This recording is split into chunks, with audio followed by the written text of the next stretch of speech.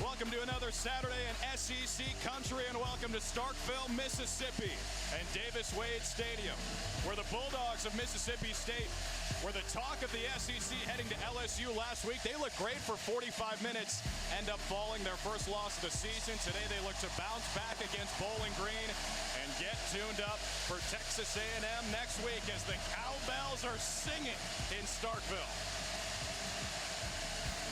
Welcome to SEC Network Football, presented by Allstate.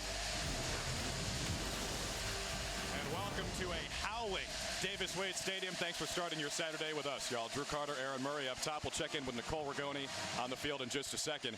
Partner, last week, Mississippi State, top 10 in the FPI, going to Death Valley, lead for 3 quarters, end up losing. Where do we stand on them now? Well, I'm still extremely high on Mississippi State. Heading into the year, they were my top 3 team behind Georgia and Alabama. I think they have everything you want. I love the offense, their quarterback, the weapons on the outside, the offensive line, and then you look at the defensive side of the football, too. They are dominant at all 3 levels. So, yes, last week was a little bit of a blip. Unfortunate loss there. It's a tough stadium to play at, and LSU just had one of those games. But still, this is one of the premier teams in the SEC, and I'm excited to see what they can do bouncing back this week after that loss last week. Yeah, fun, unique schemes on both sides of the ball. Air raid on offense under Mike Leach, and they've got a great conductor in Will Rogers. Well, ever since you saw him take over 3 years ago, the thing you like about Will Rogers is his patience within the system. They're going to see a lot of drop 8 coverage, zone coverage. He gets through his reads, is not afraid to dink and dunk, and then when a defense does come up, they want to play man, they want to get a little bit greedy. He has the arm strength to push the ball vertically down the field, deep cross, post, go balls, and plenty of talent around him too at the receiving. Probably the most talented receiving core we've ever seen at Mississippi State, and it's going to be a lot of fireworks today and going forward for this offense. He's leading the SEC in yards and touchdowns, but struggled a little bit last week at LSU. Speaking of last week, Bowling Green was the reverse of Mississippi State. Comeback win over Marshall. They were the talk of the country after they won at Notre Dame. Overtime win for Bowling Green. All they do is play overtime. All they do is play overtime. 8 overtimes this season, the past 2 weeks, and it was good to see them find a way to win that game. Marshall just beat Notre Dame. They come in, they're up 14 points, and Bowling Green just survives, stays alive, and then puts in the overtime. And once again, they know how to play in overtime. Was able to get a big victory last week, and we'll see if they can continue that momentum here against Mississippi State this afternoon. Yeah, the Falcons are riding high into Starkville, but there's a little bit of a change at head coach. For more on that, let's check in with Nicole. Yeah, earlier this week, Scott Loeffler had a blood clot in his lung. He's told us earlier that he felt like he had a heart attack, and the doctors did not clear him to play, did not clear him to be on the sidelines this week. So he is at home with his family watching the game and expected to be back on the sidelines next week in Akron, Ohio. All right, good stuff, Nicole. Yeah, our wishes are with head coach Scott Loeffler. There you see the acting coach, Steve Morrison, the associate head coach, who's acting as head coach from the press box today on the field. The game manager, as they're calling him, is the running backs coach, Brian White. Y'all, it's 11 a.m. This place is not full necessarily, but it is loud. That's what happens when you get the cowbells.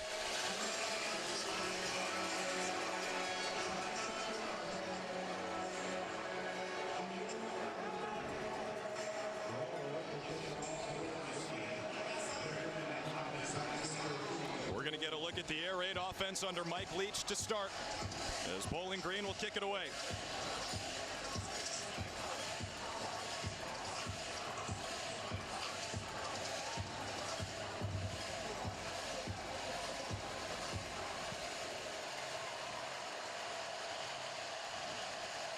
Xavion Thomas, the freshman out of Louisiana, on the opening kick return, takes it out past the 25 of Mississippi State. And that's where Will Rogers and company will get the ball rolling. A little extra activity right on top of that maroon and white SEC logo at the 25.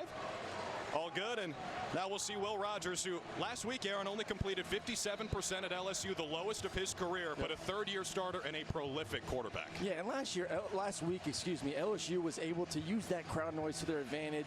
You saw guys like B.J. Ojulari coming off the outside and really making Will Rogers a little bit uncomfortable in the pocket, but overall, one of the most accurate quarterbacks we've seen the past 3 years. I know the offense kind of dictates that, but once again, he plays with inside the system. Dylan Johnson is the running back to his left. We will not see Woody Marks today, their other star running back. Rodgers complete on the first play from scrimmage, and a big chunk to LaDietrich. Tulu Griffin, number 5, takes it near midfield. That's what we're talking about, knowing the offense, knowing zone coverage, just a star stop route there, put it on the money, upfield shoulder so the receiver can turn, get north for a great first play. 22 yards on the opening snap. Rodgers throws again. They set up the screen, and that was risky business. Jordan Anderson, number 0, almost picked it off. He was trying to set it up to Caleb Ducking. Oh, and Jordan Anderson is usually a safety, but they're going to be playing a lot more nickel, so they're going to take a linebacker out. He'll move to that nickel position, and they'll bring in another safety. Great job anticipating. Mississippi State loves to throw those quick screens to the outside. The senior out of Detroit almost had his second pick of the year. On second down and 10, Rodgers throws again. 3 snaps, 3 throws, complete over the middle this time. It'll set up third down and medium. He found Rufus Harvey. Trent Sims blew him up to set up third down. And that's always a tough throw for a quarterback. A shallow cross coming from right to left. You really have to open up those hips. If he's able to lead his receiver there, better chance for a first down. Nice completion, but just got to get that left hip in open a little bit more. Something I'm working on my golf swing a little bit right now. Get up to 320, 325 if you can do that. I know, if I can just get that hip cleared. Over a minute in, our first third down of the afternoon. Rodgers to throw again. Checks it down to the running back Johnson, who dives ahead near the sticks, and that should be enough for a first down State. And we're not sure how much we're going to see of Marks today, their other running back that had a big touchdown run in the first drive last week versus LSU. But everyone in the SEC is excited to see this offense utilizing the running backs, not running the ball only, but out of the backfield catching it. They haven't run it yet. Set up another screen to Tulu Griffin again.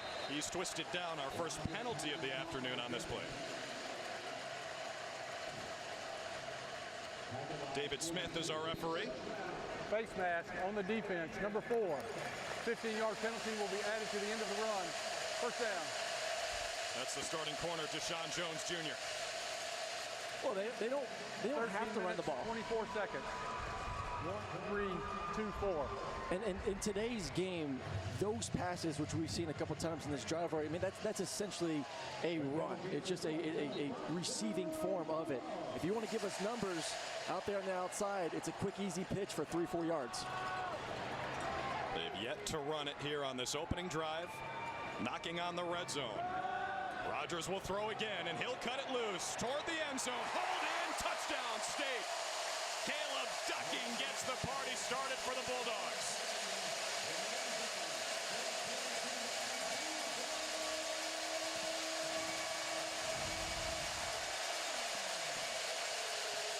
Well, we weren't sure if they were going to come out sluggish after last week's game versus LSU, but I think that was answered. The big 6'5" receiver one-on-one in the red zone all day long. We're going to take that matchup. Beautiful throw, anticipation from Will Rodgers, and then great body control there from Ducking. And Raybon has the extra point. That's been an issue for Mississippi State in the early going, but it's 7-zip Bulldogs. Ducking with his 4th touchdown of the season. Beautiful drive. We talk about the Dinkin and Duncan, but then when you get that one-on-one opportunity, take it for the big touchdown. Mississippi State up early.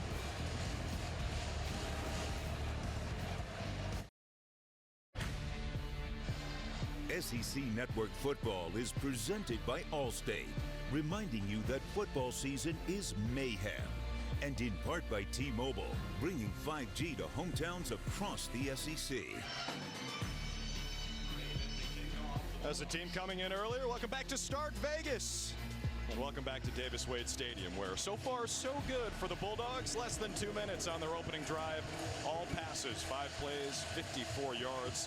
$153 ends with a 22-yard score for Caleb Ducking, his 4th touchdown of the year, which is now 2nd solo in the SEC in terms of receiving touchdowns this year.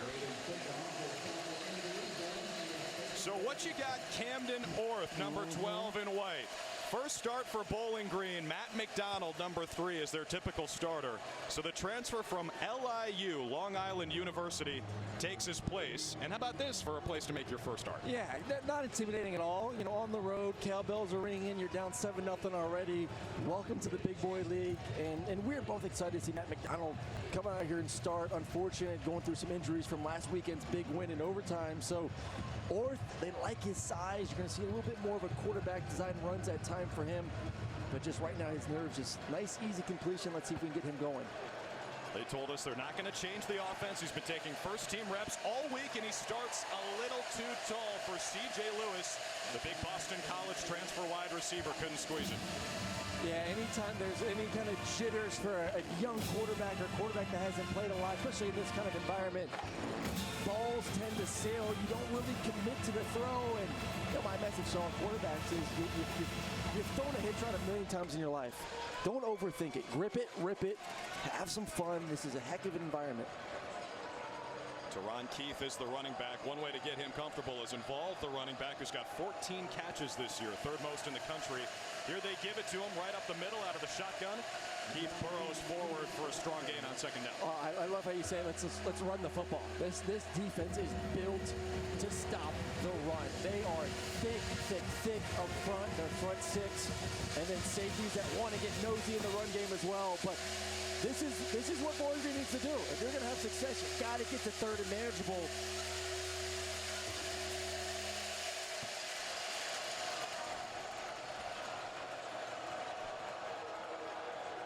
Empty set for the junior quarterback. Gainesville native, grew up around the SEC, making his first start at Bowling Green here in Starkville. 5 on the timer. 3rd down and 4 for Orth. Throw over the middle was deflected and incomplete. It'll bring up 4th down for Bowling Green. Big Cameron Young got his mitts on that one. That's a great job from Mississippi State. You're going to see pressure from the safety on the bottom, Jalen Green. Anytime you bring these fire zone pressures, what you're doing is bringing pressure from one side, dropping defenders from the other side. Defensive end drops back, is able to get his big old paw on it to knock it away. There is a flag on the field. Let's check the penalty. And that's why they always say you want to throw into pressure, because away from pressure, you usually have those dropping ends that you're not aware of. Looks like it'll be against Bowling Green. Personal foul. Illegal low block on the offense, number 19. That penalty is declined. 4th down. That's the running back, Teron Keith. Mississippi State opts to decline. What's the left side of your screen here? Well, you see the pressure from the safeties, and they love to bring pressure at Mississippi State, and you can't do that. Xavion Thomas back to receive the punt from Sammy Sir out of Melbourne, Australia.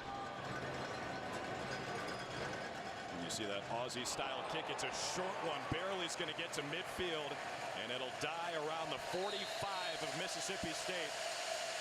So after they lit this candle with a 54-yard scoring drive, right back to work on offense.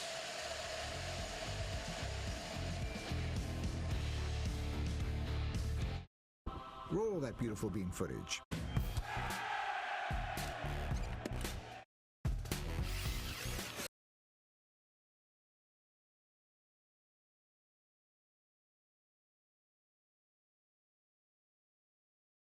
.30 Central. Regions is right there with you. Regions, official bank of the SEC.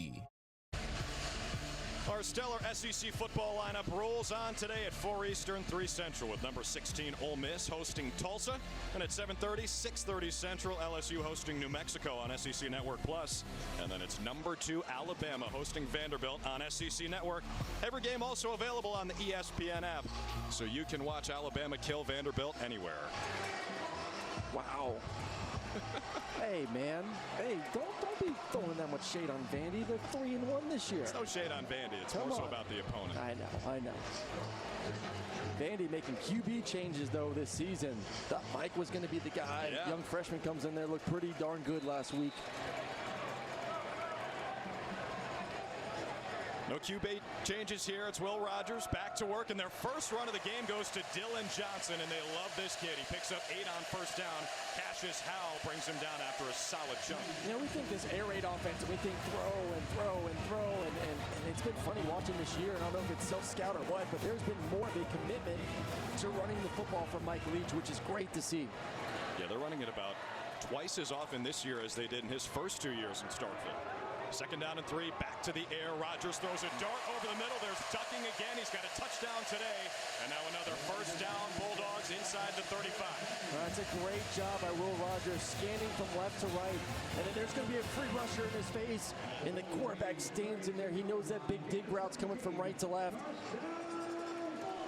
And I hate the notion that all he does is dink and dunk. I absolutely hate it from people that don't watch the film. If you tune it on, every throw out there imaginable he can make. They bring in Simeon Price, the redshirt freshman out of Pensacola at running back, but they'll throw it again, and Rogers on the run trying to find the running back and does. Simeon Price scores it. The running back looked like Willie Mays for the touchdown state.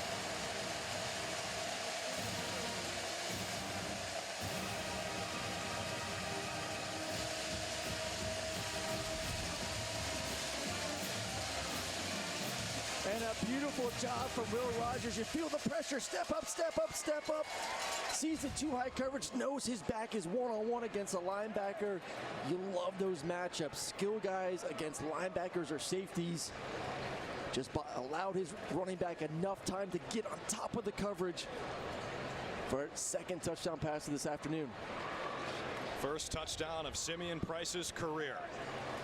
And it's 14-zip. Mississippi State under 4 minutes in. Raybon tacks on the extra point.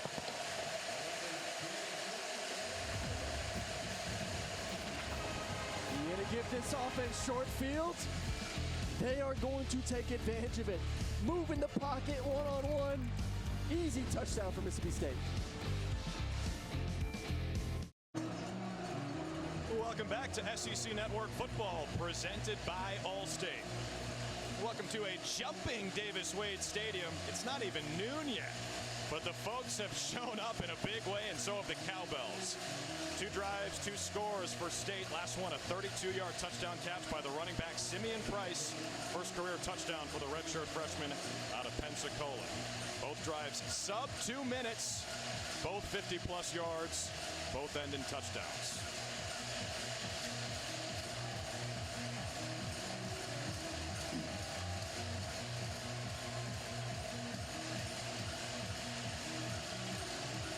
Massimo Biscardi kicks it away. Teron Keith on the return for Bowling Green. Out past the 20, swings it around the right side, and he's wrestled down near the 30 as a flag flies. We'll check on the penalty. Drew Carter, Aaron Murray, Nicole Rigoni with you. Dave Smith heads up our SEC officiating crew today.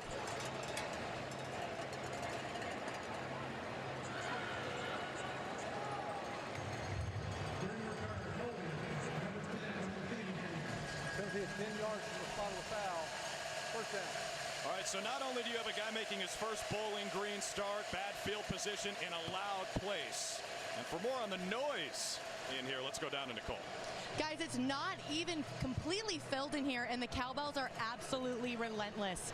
They are not stopping when that quarterback goes back to throw the ball.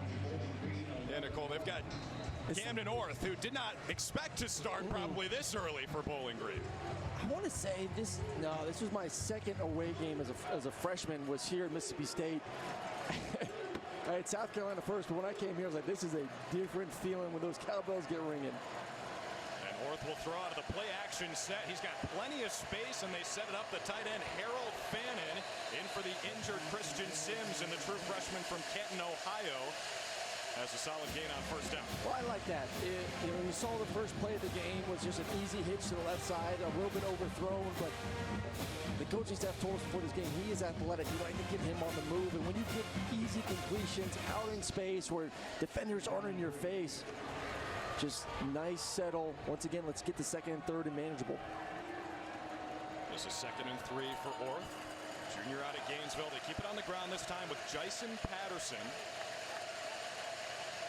And he tunnels forward near the sticks. It should be third down and very short for Bowling Green. Coming up on 5 minutes into this first quarter. And here come the Cowbells. Again, it's Patterson. Puts the shoulder down. Needed the 21. Let's check the spot.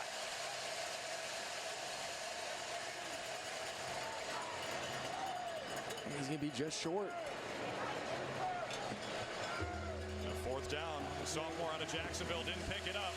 Decision time without the head coach. Let's see what the Falcons opt to do here. It's like you're trying out for head coaching duties when it comes to these decisions right here. And here comes the punt unit flying out of the field for the Falcons. That's Brian Smith, the game manager on the field today.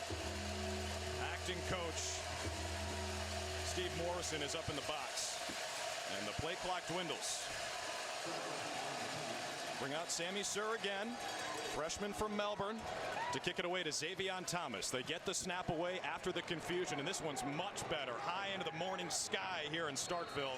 Pushes Thomas inside his own 30, and that's where Mississippi State will start as they try to go 3 for 3 on touchdown drives following the 52-yard punt. I think right now when you look at this Mississippi State offense and you do some scouting on them ahead of the game for Bowling Green, and I said it in the open, the talent at the receiving spot this year for Mississippi State, who hasn't had a player drafted at a position in a long time, that's going to change soon.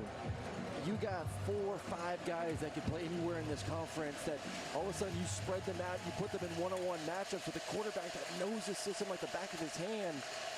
It's difficult to stop and slow him down. You better put pressure on the quarterback. First and 10 for Will Rogers. He's been on point today, and he completes again. It's Tulu Griffin one more time. His third catch today. You know what's funny is when you do want to drop 8, as we just saw there, so only rushing 3, dropping 8 in zone coverage. You know, for Will, it looks like 7-on-7. It looks like a Wednesday, Thursday practice, and he's just so calm with his feet in the pocket and is able just to find his check down on that shallow cross. Another short one. That's Griffin again. He bobbled it. Bounces off a tackler, but he is swarmed by Falcons. Griffin, though, churning the legs and might have a first down.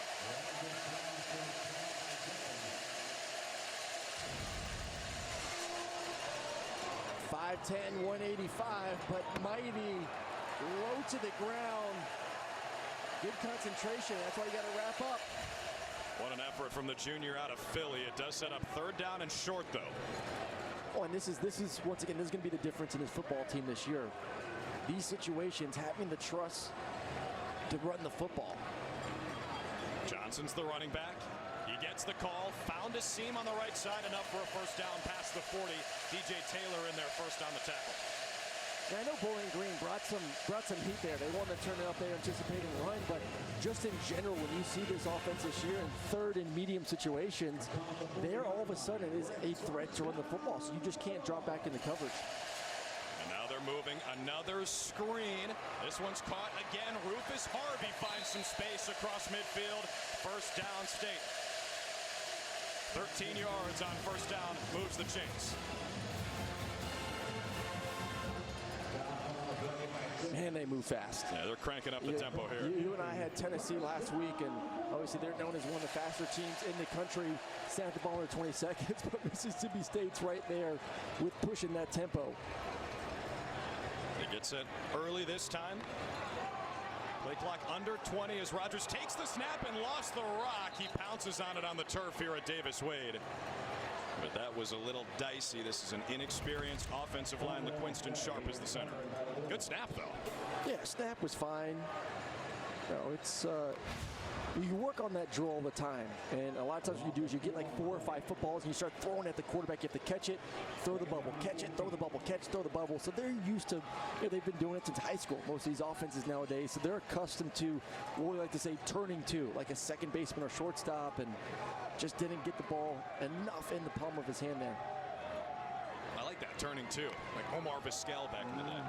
Rogers has that one batted down again. That's the second time Bowling Green has gotten in there on the screen. Cassius Howell knocked it down.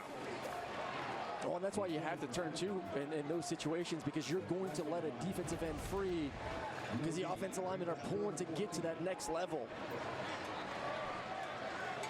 You see the left tackle completely leaves that defensive end alone, hoping his quarterback gets out. But if you're throwing to the left, the problem is your arm's closer to the line of scrimmage. It's hard to work around a defensive body. State is 2 for 2 on third down this afternoon. Rodgers, nice in the pocket, over the middle, complete again to Simeon Price, the running back. And it was third down and 14, so it's not going to be enough, but kind of in no man's land here. Maybe they go for it. Well, that's the maturity you love to see from a quarterback who's played a lot of football, is understanding where you are in the field, situational awareness. Hey, I've crossed the 50-yard line. They're dropping in the coverage. I'm not going to force the ball and put this ball in jeopardy. Let me check it down to my back, knowing that most likely if we get to a manageable fourth down, we're going to go for it. That is the maturity that you love with Will Rogers heading into the season, and is already showing it throughout this year already. They went for it 4 times last week at LSU, picked it up the first time, didn't the next 3. Fourth down and 4. Rodgers airs it out right sideline. Ducking has it for a first down. Inside the 30, and Caleb Ducking is feeling it.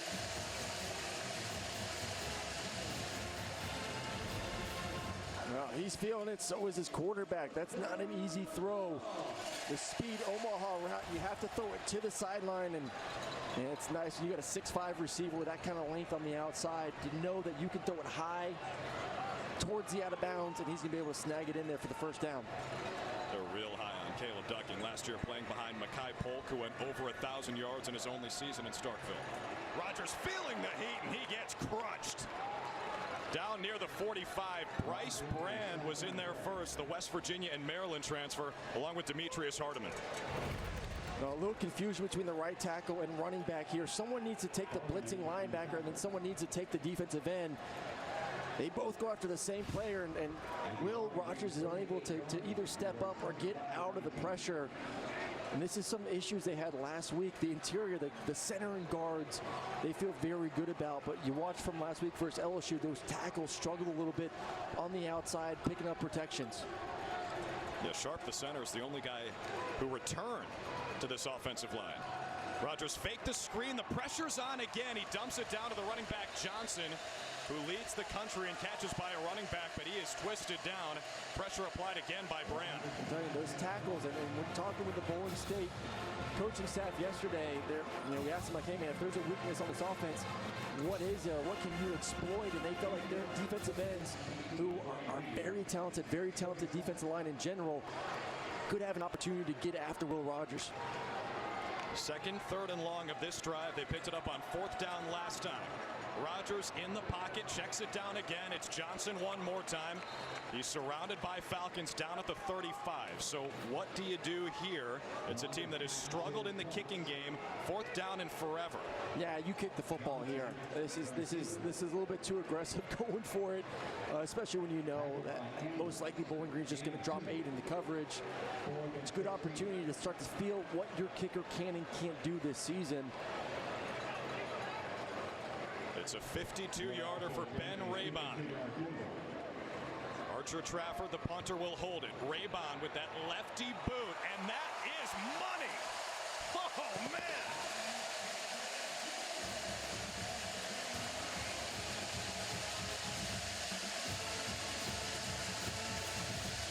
Ben Raybon might have been good from 65. Let's see what else is going on in the SEC in the studio.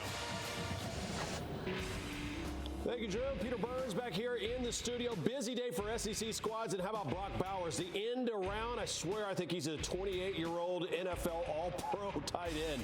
75 yards to the house, so they do it on offense. And then, oh, by the way, coming up later in the game, yeah, just a punt for a safety. Georgia having their way with Kent State early, already driving once again. They are up 9-3. Another game going on right now down in the Plains. Robbie Ashford, welcome to QB number 1 status. Hammers in from 9 yards out. And how about them doing a little bit defensively as well? Brady Cook, ball is tipped. Derek Hall with the interception. Auburn right now finds himself up 7-0. 4 minutes to go in the first. All right, PB. I haven't seen Aaron smile that big all day when they showed the Georgia highlight. He's fired up. I'd like to make a personal request. We don't show any more Georgia highlights. It's going to be hard not to show any more Georgia highlights, but listen, as long as there's lots of dogs having good days, whether here in Starkville or there in Athens, I'm sure all SEC will be happy about that.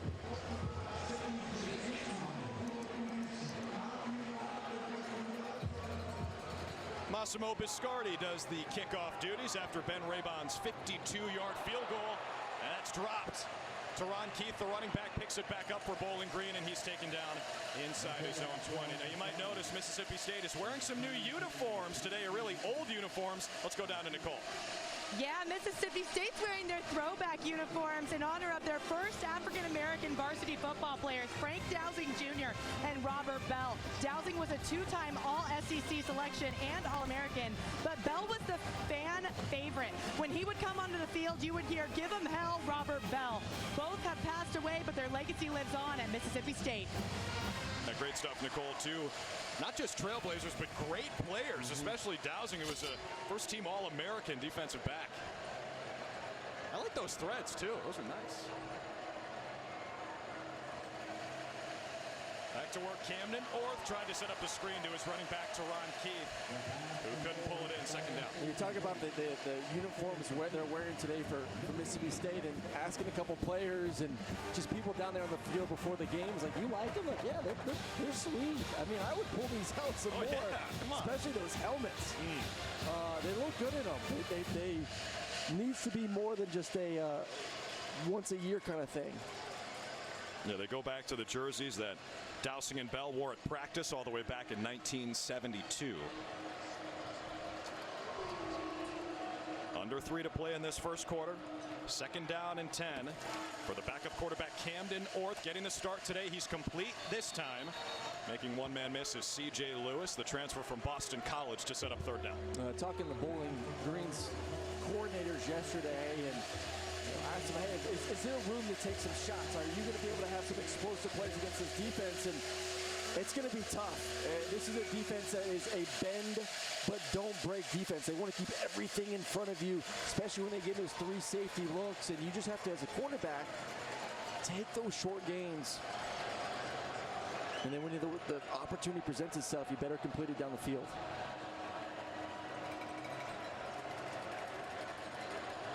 Orth goes empty here. He's 2 for 5 for 12 yards today. Pressure was on. Orth sails it up the seam. He hit the man on the hands. It was Odu Hilaire, the transfer from Alabama A&M, who could not bring it in over the shoulder. Jackie Matthews on the coverage. Oh, that's the one-on-one opportunity you have to take advantage of. Mississippi State's bringing in a all-out blitz, and anytime they're going to do that, you're going to see a full slide protection from Bowling Green. They picked it up, gave their quarterback enough time, and great coverage on the outside by Jackie Matthews. Not a lot of room to make that play, but you're not going to get a lot of those chances where you get some pressure, you get some one-on-ones. And Bowling Green's hoping to take advantage of them at some point this game. Would have been a heck of a catch by Hilaire, who was number 3 on SportsCenter Top 10 last week for a catch he made in the win over Marshall. Sir on the kick, Thomas again on the return. It'll be good field position one more time for Mississippi State. They've scored on their opening 3 drives. Don't forget, SEC football final comes your way later tonight with Dari Nilka, Chris Doering, Benjamin Watson, and Takeo Spikes. They take you through the biggest stories of the day and break down all the games. 10:30 Eastern, 9:30 Central, right here on SEC Network and the ESPN app. That's after Vandy and Bama. Got an injured Bowling Green Falcon on the field right now, so the medical staff will tend to him as we enter the waning moments of this first quarter. It's a Bowling Green team that's been hit really hard by injuries. Of course, the starting quarterback, Matt McDonald, is out today. Their starting running back coming into the year, Teron Stewart, out for the year due to personal reasons. They're missing Austin Osborne, who led them in catches last year.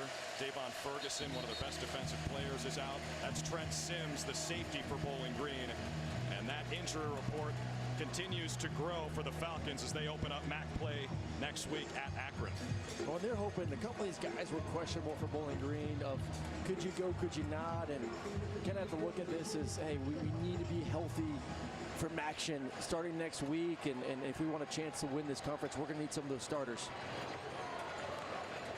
Yeah, they really feel like they can compete in the MAC for the first time since this staff has been there. As Rogers completes on the first play to Jameer Calvin on first down. I think they can. I do. I've been very impressed. I mean, don't let the record fool you. They've been in games. They had an opportunity to win a couple weeks ago. Obviously, the win versus Marshall was gigantic. There's talent, but injuries are a part of the game. You got to stay healthy if you want to make deep runs, no matter what the league is. There's a big rebuilding job for this coaching staff. They have not won more than 4 games since Dino Babers left for Syracuse back in 2015. As Caleb Ducking on the little tunnel screen across midfield into Bowling Green territory.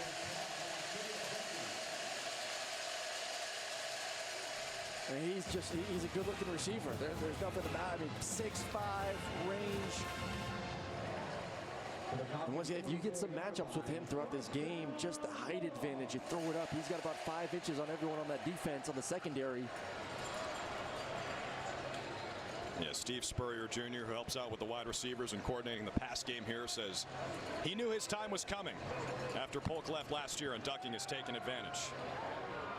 Rogers steps up in the pocket, tried to throw over the middle, knocked down again by the defensive tackle Carl Brooks. One of their better defensive players, actually an N, 6'4", 300 out of Lansing, Michigan. You know what I love right now about Will Rogers is, last week he had some pressure. There were some issues versus LSU and, more sacks than what they wanted to give up. Obviously, they're on the road, but he's not afraid to still sit in the pocket and just the subtle slides in the pocket. Not running, not dropping his head, continue to move up, keep his eyes up so he can make completions down the field. Second down and 10. Rogers stands tall this time and throws. Tried to go back shoulder to Ra Thomas. Our first time saying his name. Deshaun Jones on the coverage. Yeah, and Ra wanted him to let that thing go. Felt like he had a step on the DB. I don't mind the back shoulder. I thought it was the right decision. You see the DB getting out of there. What you like from the quarterback is just a little bit more air. If you're going to throw those back shoulders, allow your receiver to make a play in the football. Give him some more time to adjust to it.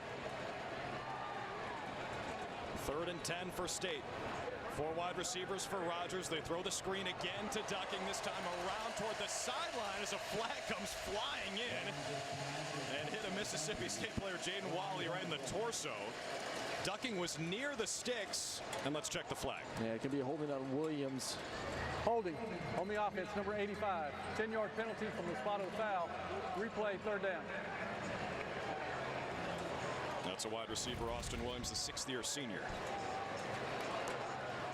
I mean, these receivers have to be so good in this part. And they work it over and over again all week long. But great job by Bowling Green getting on the inside. But if he's going to go inside, just continue to push him in that direction, knowing that your receiver is going to circle the defense heading towards the sideline.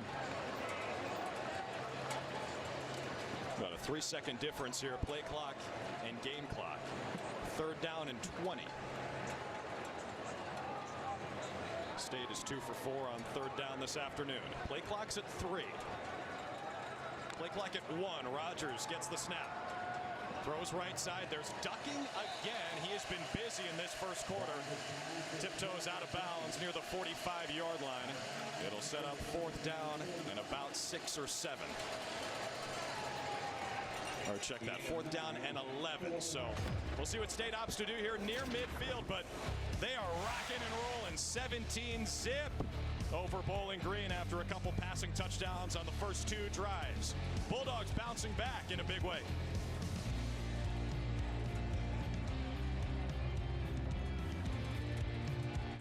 What a fine day for a bunch of football. Weather's getting better. Look at all of the football going on right now, and you can check it out on those channels in the top right-hand corner. Auburn rolling right now, up 14-0. Clemson up 14-7 in a big ACC battle. Now we head back down to Starkville. Drew Carter, Aaron Murray. Y'all play Mossy Oak yet?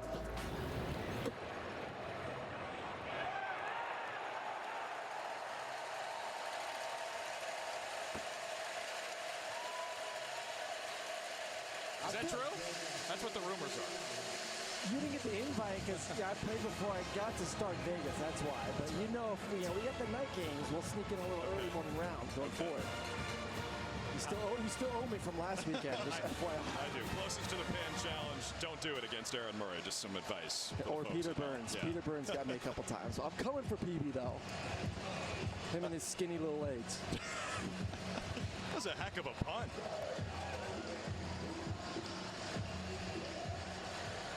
It was George Georgopoulos with a 42-yarder to pin Bowling Green inside the 5. And Camden North on the first play gives it off to Nick Mosley, the tailback for Bowling Green, who's out near the 5-yard line. They're right in the shadow of their own goalpost here. I tell you what, Orth is going to be having nightmares of this cowbell ring, and you just got to get.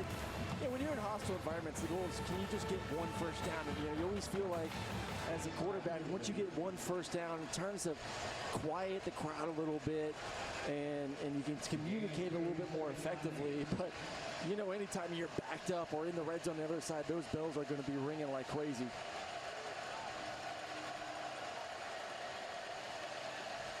Orth making his first start for Bowling Green. The transfer from LIU in for Matt McDonald. Keeps it on the ground this time again with Mosley. Hits the circle button and has a first down near the 15. Jalen Green, Jackie Matthews, the safeties teamed up to make the stop. Well, there's the first down you needed. Goal number 1 when you're backed up inside the 10-yard line. Get some breathing room for your punter. Now all of a sudden you see the crowd quiet a little bit, but I love the circle button you alluded to over there. That was smooth. It's the first down for Bowling Green today. Well, their first down last week was also first possession of the second quarter. They came back to win the football game. Yeah, good call, partner. Marshall actually scored 2 touchdowns faster last week than Mississippi State did this week. On the ground again with Mosley. And he picks his way forward before being taken down by Jet Johnson, top linebacker on this Mississippi State team. When I watch this defense, the thing I love most about Mississippi State is just how multiple they are in their defensive fronts. And in the back end, too, you'll see some 4 down, you'll see some 3 down. You'll see what I like to call a spinner with number 2 Wheat. Will move around to the linebacking position. They'll bring out 3 safety looks. Once again, they move Wheat to that linebacker spot right now on the second down. Another run play for Bowling Green. That's Payshawn Wimberly. Tyrus Wheat in there on the stop. The spinner, as you describe him, sets up 3rd down after a loss on 2nd. Yeah, he did a great job starting at the linebacking spot and then one-on-one with the guard, and he essentially just pushes him back, being able to get that TFL in the backfield.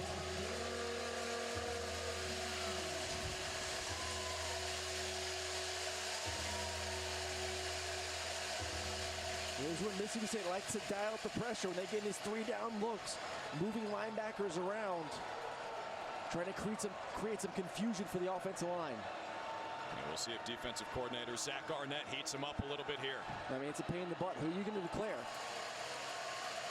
Orth stands in there, throws over the middle, picked off. Mississippi State has it, going the other way. That's Colin Duncan, the safety, who takes it near the red zone.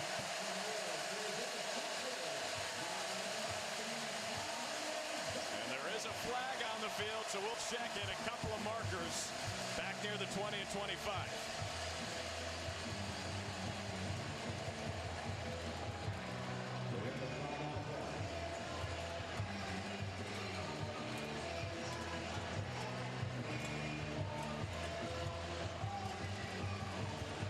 Both offense and defenses are staying on the field, thinking that it's possibly a penalty on the back end there for Mississippi State. We'll see if it's some sort of holding or pass interference. But going back to that front, I mean, the quarterback's so worried about who to declare, who's the offensive line responsible for, where's my pressure going to be? You forget to even look on the back end.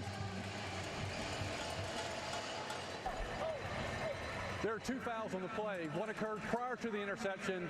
The second one occurred after the interception. The foul that occurred after the interception was blocking the back, number 16 on the intercepting team. That penalty is declined. Holding on the defense, number 19.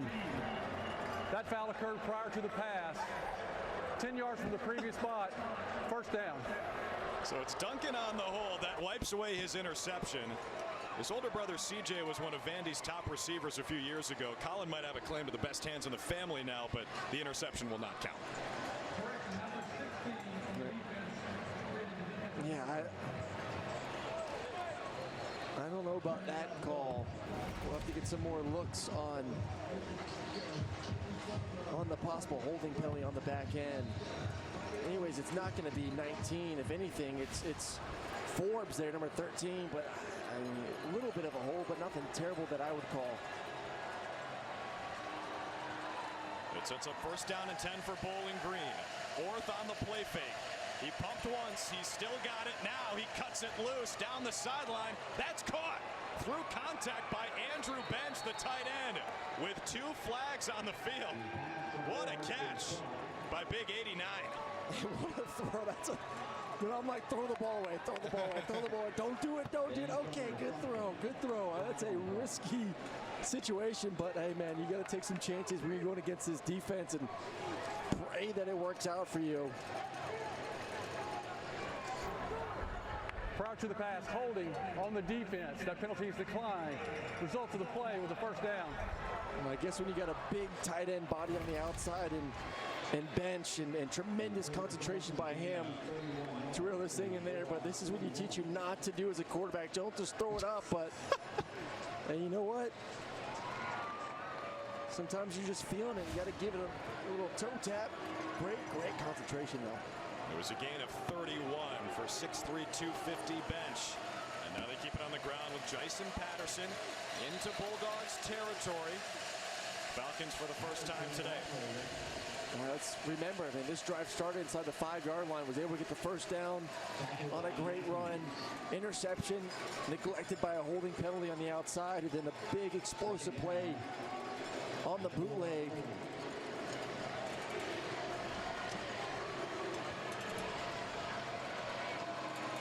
It's interesting, they vary up shotgun and under center, which you see less and less these days in college football.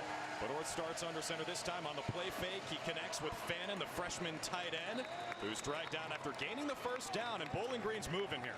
I like it though. You know, when you watch the pro game, you turn on college football any Saturday. It's a lot of spread offense. It's a lot of what we see with Mississippi State. 10 personnel, 4 receivers on the field, and Bowling Green does that. But they also like to incorporate that play action pass game, that 9-10 step, take a shot down the field, the bootlegs, as we've seen a couple times in this game already, and it really keeps the defense on their heels a little bit. Are you going to get under center your gun? What is your tendency in each of those formations? False start, 44 on the offense. 5-yard penalty, first down. That is the freshman Fannin, who's got a couple catches today. At the bottom of your screen there. Well, anytime you start getting closer and closer behind the screen, you saw 44 flinch. Closer and closer to the fringe red zone or fringe field goal area. A lot of times what defenses like to do is bring pressure because they want to knock you out of that field goal mentality. Mississippi State right there looking to bring that cover zero blitz once again, and Bowling Green is trying to get a head start. Payshawn Wimberly gets the call around the left edge and finds some space. Dragged down by the ankle by Jet Johnson near the 25-yard line. That's a great job by Jalen Carter, number 77, on the pull, getting out to the edge, clearing the pathway. And Jalen actually moving from center to guard. Jakari Robinson making his first start today. They're excited about getting Jakari back at the center position. One of the leaders of this football team, and they feel like Grant's more of a natural guard anyway, so it felt like this is their best offensive line going forward for the season. A great call partner Jakari Robinson received the second most votes for captain on this team behind Matt McDonald, the starting quarterback. He's 55 at center today with 5 on the play clock. Orth takes the snap and throws right sideline, has an open man, and he has a touchdown. Tyrone Broden goes up and gets it. The 6'7" wide receiver puts Bowling Green on the board. You know, it's crazy. I was watching these DBs from Mississippi State before the game with Forbes and Richardson, and they're both like 6'3", 6'4". Like, man, it's intimidating. They'll look out there and see that size on the outside, but when you got a 6'7" receiver, you have an opportunity. And that's what Bowling Green has. They got Broden, 6'7", able to go against a 6'3", 6'4" corner, high point the football. And what a drive for Bowling Green inside your 5-yard line, the distance of the field for the big touchdown. 9 plays, 97 yards in 5:57. Mason Lawler adds the extra point. And how about the Cardiac Falcons, partner? Hey, put a little pressure, get some first downs, turn it into a touchdown.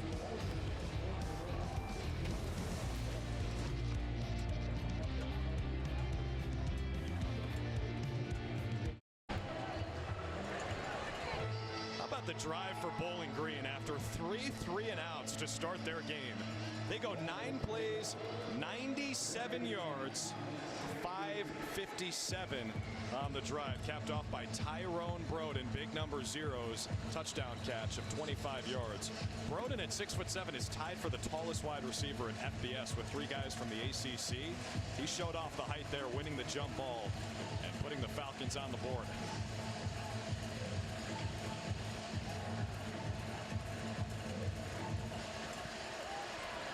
Mason Lawler is the kicker for Bowling Green. Sends it deep to Tulu Griffin. And the wide receiver has some space. And Griffin has speed. How about Lawler, the kicker, bringing him down out at the 45-yard line. Let's go back to Peter Burns in the studio. Thank you, Drew. Y'all were talking Corey Smith. Every dog has his day. Well, that day's not for Ladd McConkey. He already had a punt muffed earlier, then a fumble. The 3rd turnover for the Georgia Bulldogs in this game so far. Next play from scrimmage, Kent State. How about this? 58 yards to the house. 12-10 Bulldogs. Sorry, Aaron Murray. Wait, it's like pick on Aaron Day going on here. I got PB okay? picking on me. I got you picking on me. Be fine, just sweating a little bit. He is sweating over there. After the 42-yard return from Griffin, Mississippi State has great field position, and they start with a give to Dylan Johnson, the junior out of Greenville, Mississippi, across midfield. Man, he's dynamic. I really like this Dylan Johnson kid, number 23, has been long. Now remember, no Woody Marks today, banged up last week at LSU. They opened some minor issue, and he's back for SEC play. They get Texas A&M next week. 2nd down and 4. Rogers steps up and finds the running back Johnson, who is prolific out of the backfield. Hope you have him in your PPR league, who carries Falcons to the 35-yard line and moves the chains with a gain of 13. Moving them chains. Well, he's one-on-one with Brock Horn, starting linebacker for Bowling Green, and does a great job on the angle route, selling towards the outside, then cutting right across his face, presenting his numbers for an easy completion from his quarterback. That was Johnson's 4th catch today. He's up to 21 on the season, most among running backs in FBS. Another completion for Rogers finds Austin Williams, the 6th-year senior. Some of the best hands in the country on 1st down. I'm going to get you to say just turn 2 at some point during this game for Will Rogers. Right there. I mean, the swivel of the hips, catch, whip it around, quick hits to the number 2 receiver. Just don't have time as a defense to be able to react fast enough if you're in zone coverage. Those nice oily hips at second base. Midway through this 2nd quarter, Rogers in command of this offense. He's been the starter here for the majority of games under Mike Leach since 2020. Takes the shotgun snap, completes over the middle to Jameer Calvin, his 2nd catch today, and he refuses to go down near 1st down yardage. It'll be 3rd down and inches.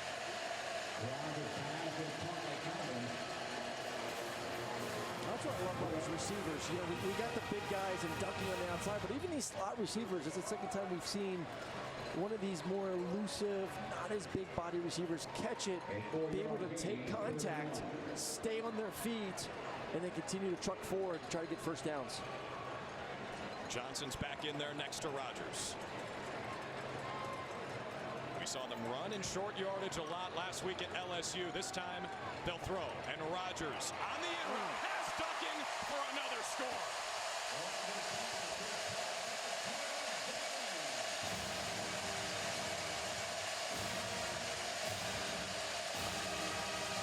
Caleb Ducking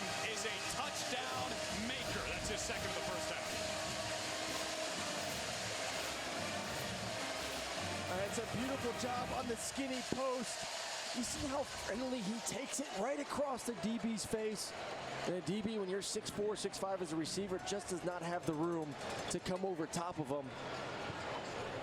And a perfectly placed ball once again from Will Rogers right on the heart of his receiver. The big guy. You want to go one-on-one? We'll throw a fade ball. You want to go one-on-one? We'll throw a seam post for a touchdown. Mississippi State with the answer.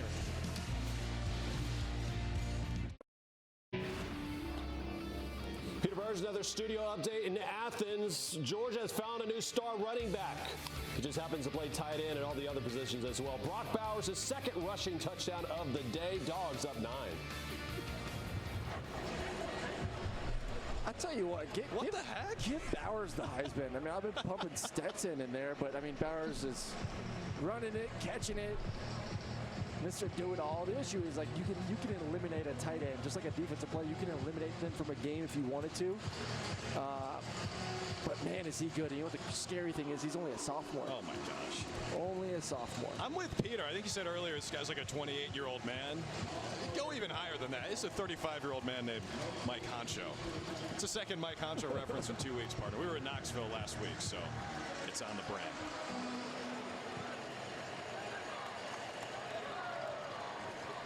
Kick through the end zone for Massimo Biscardi. More SEC Network football continues in 10 seconds.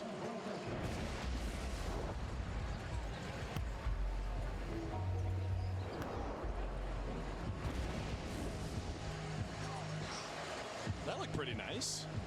Wouldn't mind being there in the Academy Sports and Outdoors lawn chair. Catching some SEC coverage, watching Brock Bowers be a tight end, wide receiver, running back hybrid. Deebo Samuel was the wide back for the 49ers last year. What do you call it if you're also a tight end? Just utility. You are the utility man for Brock Bowers. The Swiss Army knife. Camden Orth back out there, and he lost the snap but dives on it. Orth, the backup quarterback, starting today in place of Matt McDonald, who is a prolific passer for Bowling Green. Well, you have the backup quarterback, and you have a new center in there. We told you last series or 2 series ago with Jakari Robinson, and I don't know if I blame that on the center as much as the quarterback. Looked like he was a little bit too focused on that jet sweep motion. Got to make sure you secure the snap first from under center.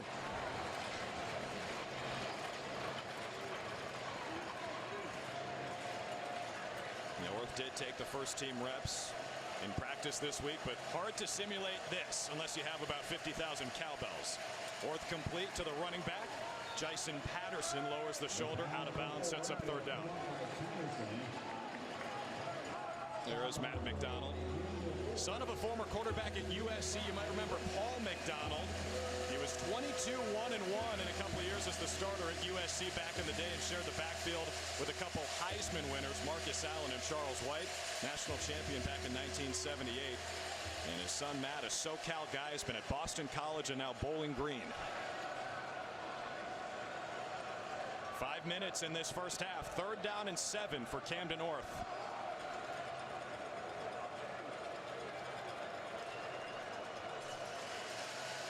Orth looks to throw. Lets it rip left sideline. Incomplete.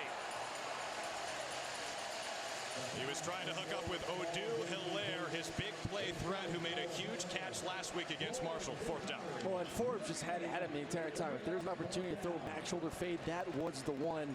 Forbes had about 2 or 3 steps on the receiver.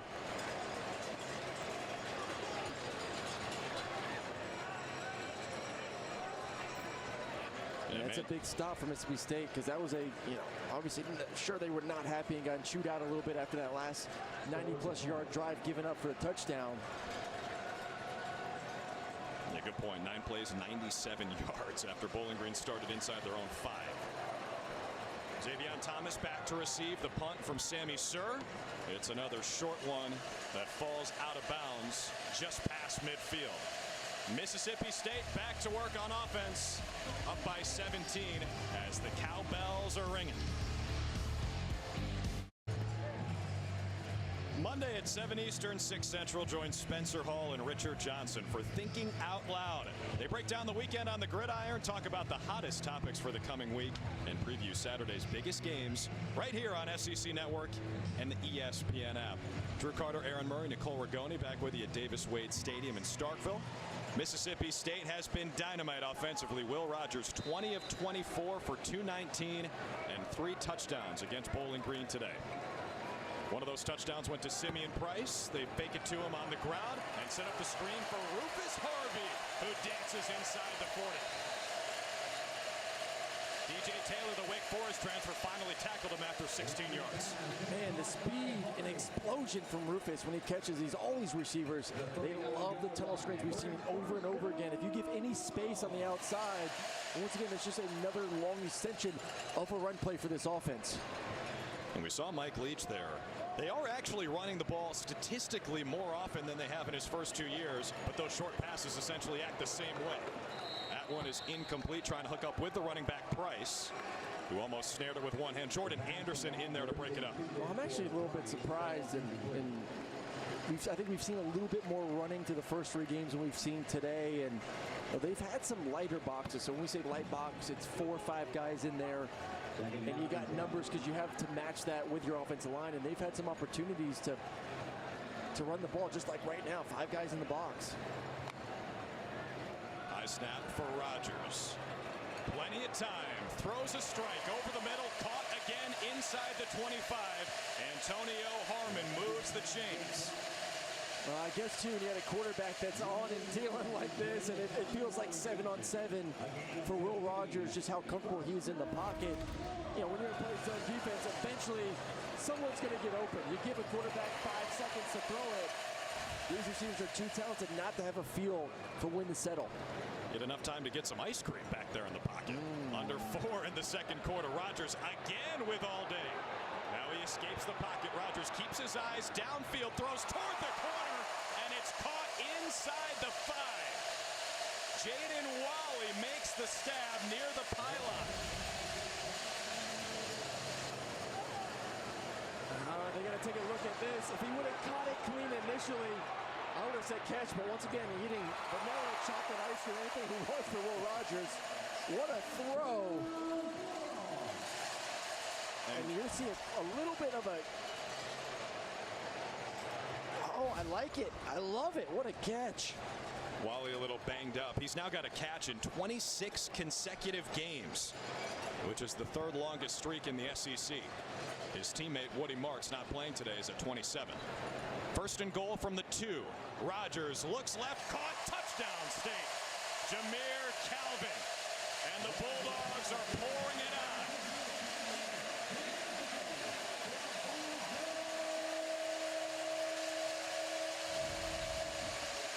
Justin Robinson on the outside does a great job of what we like to call an offense, running interference. Defense will say it's a pick. I prefer using interference. Great job just making the defender on the slot guy move just enough for an easy completion for the touchdown. Ben Raybon has been perfect on extra points, which is a good sign for Mississippi State fans. 31-7. Will Rogers with 4 touchdown passes today. This offense is moving. Sweet little view from the pylon cam. 31-7 Bulldogs. What's up, y'all? Peter Burns and all my friends here on the Farm Rich Halftime Report. We'll show you dogs kind of in a tussle right now in Athens, also Auburn, Missouri. Get you ready for Florida and Georgia. Speaking of Georgia, former Bulldog, what do you see so far in this one? In this game, I see what Mississippi State always does, 4 touchdowns by Will Rogers. What I'd like to see, however, is a little bit more running, 4 yards rushing. Need more than that. Talk about it at half, boys. All right, fellas, we look forward to it. Mississippi State bouncing back in a big way after they gave up 21 points in the 4th quarter and lost at LSU last week. Jameer Calvin just scored a touchdown. Will Rogers 4th through the air today. He's 24-29, 83% for 274 and 4. Not bad.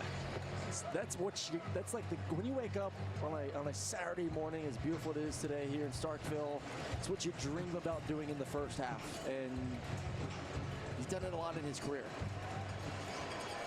Yeah, most prolific passer in the SEC this season, leading the league in yards and touchdowns coming in. He's got 4 more scores through the air. What does Camden Orth have? The Bowling Green quarterback in for Matt McDonald today. They keep it on the ground to Jason Patterson with under 3 to play in this second quarter. Once again, they just got to get first downs. The long drive, what was it? Just get a first down, get some momentum on offense, and was able to connect on some big, at least one big explosive play down the field. I think that's the mission right now. Get a first down. Start to think about getting in 2-minute mode here shortly. So got all 3 timeouts though, so not in a crazy amount of rush. Obviously, the last thing you want to do too is keep it away from Mississippi State. Yeah, right. They did have an interception wiped off by a penalty earlier, and they can score in a hurry. Teron Keith is the lone tailback. Orth under center with a bunch of dudes on the line for Bowling Green. Let that play clock wind all the way, and the game clock under 2 as Keith falls forward near the 35. That's where the first down marker is, and it will be a first down for the Falcons. Well, now I would pick up pace a little bit. You know, you need a score. I know you're worried about Mississippi State and their ability to score fast, but you're also down pretty big, 31-7. So let's get the tempo going. Come on. And we saw Brian White there, who's the game manager on the field. Their head coach, Scott Leffler, not with the team today. Yeah, you're not at a point right now. You're not trying to play to lose. Let's try to get some points before halftime. Now $1:15 left in the second quarter as the clock winds, and they set up the screen to Keith, the running back, who is split out wide. He's past his own 40 and pushed out of bounds, which did not stop the clock, didn't go out of bounds. So now under a minute left as Corey Ellington made the tackle. Yeah, just once again, very confusing. They're subbing guys in and out like this is just a normal middle of the second quarter kind of scenario. Like this is an opportunity to get some points and get some momentum heading into halftime, and you're just bleeding clock for no reason right now. I wonder what Scott Leffler is thinking at home right now watching this. Camden Orth complete over the middle, right on top of that big block. Maroon M. C.J. Lewis with the catch to move the chain, so that'll stop him for a second. Falcons are moving the ball here. They're just not going fast enough. I'm sure he's screaming, go, go, go. They've got 3 timeouts, too. Yeah.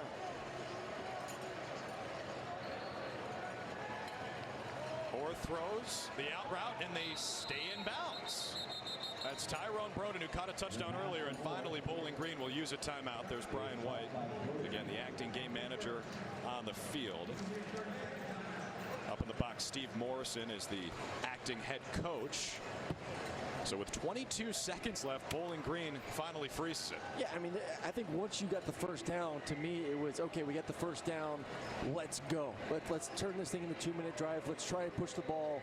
Let's try to obviously go into that hurry-up mentality. And, you know, Leffler at home right now, I'm sure is scratching his head a little bit about, you know, finding a way to get some points on the board before halftime. And again, as Nicole told us before the game, blood clot on his lung last week. He said he's feeling okay, hopes to be back next week at Akron when they start MAC play. But Scott Leffler, they're starting to turn this thing around at Bowling Green. Big rebuilding project. It's his 4th year in Northwest Ohio. You see Steve Morrison, the acting head coach, up in the press box. Again, this program hasn't won more than 4 games since Dino Babers left in 2015. They're 16-49 since then. It's been an uphill climb, but they're close. They feel like they can compete in the MAC this year. Orth is 3 for 3 on this drive. He's at 7 of his last 8. He throws again, and that's an incompletion as he was under duress in the pocket. Sherman Timms brought the heat. And that's a great job by Timms and that defensive line. And now the kettlebells are out. Third and long situation, and you know, it'd be nice to at least get a field goal. And once again, you have timeouts, 3 timeouts, to go. Middle of the field is still your friend. Catch it, those receiver, get down and conserve as much clock as you can unless you're wide open to move forward. Probably need to get inside the 30 to be in field goal range. Orth throws, and that's taken away. This one will count for Mississippi State. Sean Preston has the INT, and he is across midfield and out of bounds with 5 seconds left in the first half. And now a little talking. Some chirping from the Falcons, some barking from the Bulldogs. Well, that's a great job by Deshaun Page, the linebacker, getting in the face of the quarterback. You see him drive him back. And then Wheat also able to get some pressure on the quarterback, and then just an errant throw high. This time, no penalty on the interception. We'll see if Mississippi State wants to chuck one down the field for a Hail Mary situation. 5 seconds it's going to be cutting it close to try and catch the ball and gain enough yards to be in field goal range.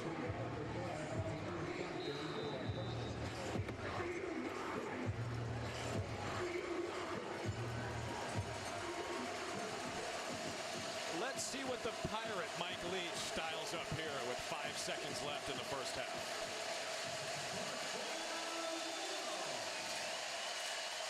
Will Rogers can spin it now. 5 ticks on the timer. Rogers flush to his left, and he will just dump it and throw it away with triple zeros to end the first half.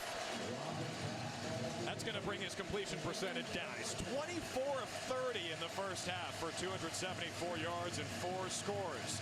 Folks, coming up at halftime, you can watch the live performance of the famous Maroon Band on SEC Network Plus. Start streaming now on the ESPN app. Mike Leach's team up 31-7, bouncing back from the loss at LSU, and the coach is on the field with Nicole. Yeah, your team has been so dominant on both sides of the ball. How do you keep them focused going into the second half? Well, we've got plenty of room to get better, and we got to get better this half. It's really important to us that we play well this half, and you know, because that's the thing is each week you got to improve. We got to improve this week. How about Sean Preston's pick at the end? I thought it was good. I wish you'd have done it earlier so we could have gotten a few more plays in.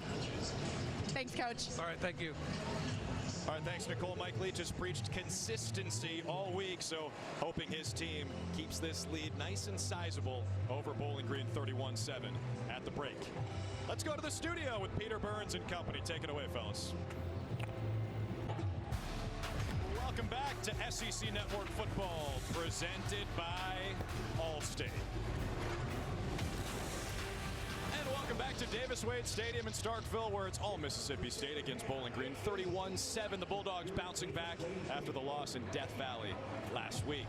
Welcome back, everyone. Thanks for hanging out with us on this Saturday. Drew and Aaron upstairs. We'll talk with Nicole Rigoni on the field in just a second. And pretty much flawless offensively for Mississippi State in the first half. Well, kind of what we expected. I mean, when you have a veteran quarterback with that much talent on the outside, they're in sync. They are in midseason form right now, and it's been fun to watch. I've seen them on tape, first time live, and it's a scary thing when they get the ball rolling. Yeah, it's been fun to watch, and so far, Will Rogers has been really spreading the sugar and sharing that wealth, but Caleb Ducking has been his top dog with 2 wide receivers, 2 touchdowns. This is the most talented receiving core that Mississippi State has had with Mike Leach at the head coach, and there's just so many weapons. And the great thing is, it's not just the receivers, it's the running backs having a big play in this game as well, with Price with a nice touchdown on the second drive. And it's just a good mixture. You got the big guys like Ducking, you got some of the slot receivers that are tremendous over the middle, can really weave in and out, and it's been, once again, a lot of fun to cover this football team this afternoon.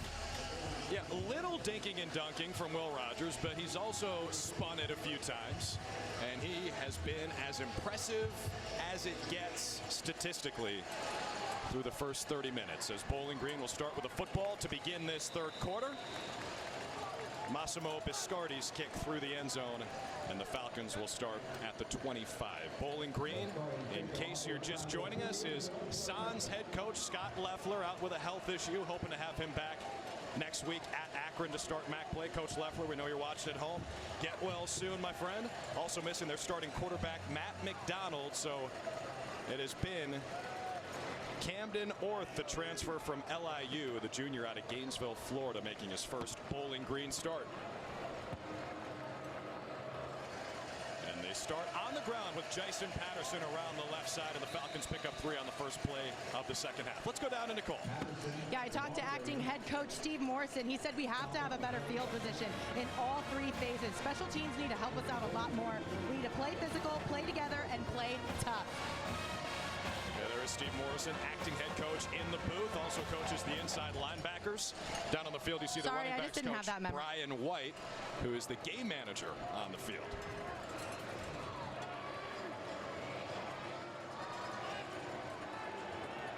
Second down and 7 for Orth, the 6'3", 230 quarterback. They set up the screen left side to Odu Hilaire, the Alabama A&M transfer, for a short gain on second down.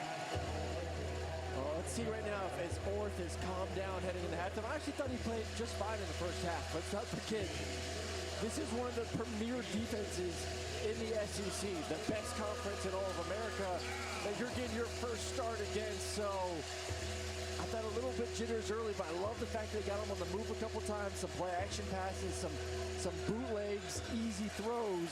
Took a couple great shots down the field.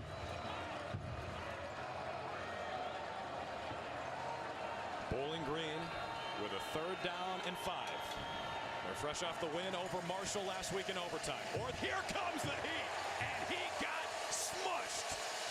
Colin Duncan comes down from his safety position with a head of steam. Falcons 0 of 6 on 3rd down. Oh, I love this blitz. It's called the pipe blitz. What you're going to get is you're going to get a cross dog blitz from the linebackers. You see both linebackers blitzing, and then right down the pipe comes the safety, right down the middle. Everyone's taken care of, not so fast. In comes Duncan. You can't stop that blitz. You just can't stop it. You better get the ball to your hands. Loss of 8, Zach Arnett dialing up a good one. Out to kick it away is Sammy Sir, freshman out of Melbourne, Australia.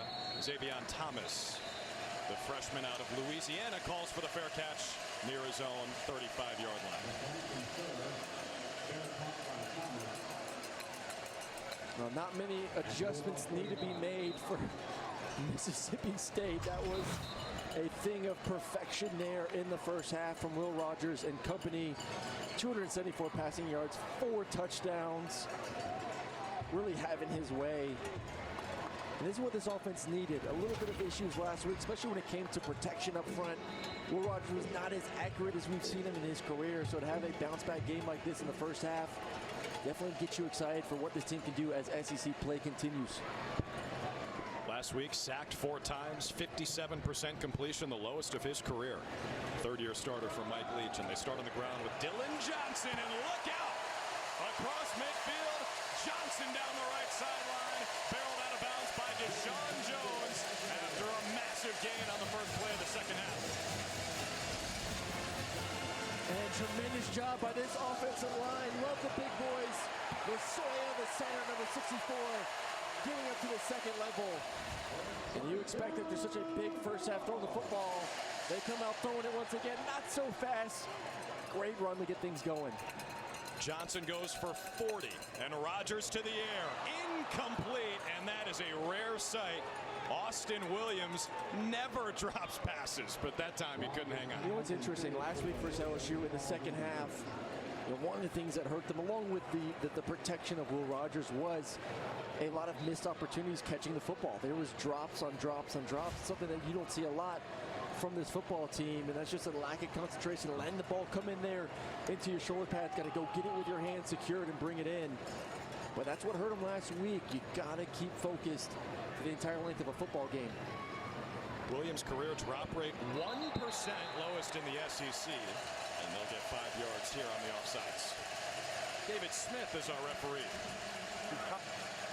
5-yard penalty. Second down.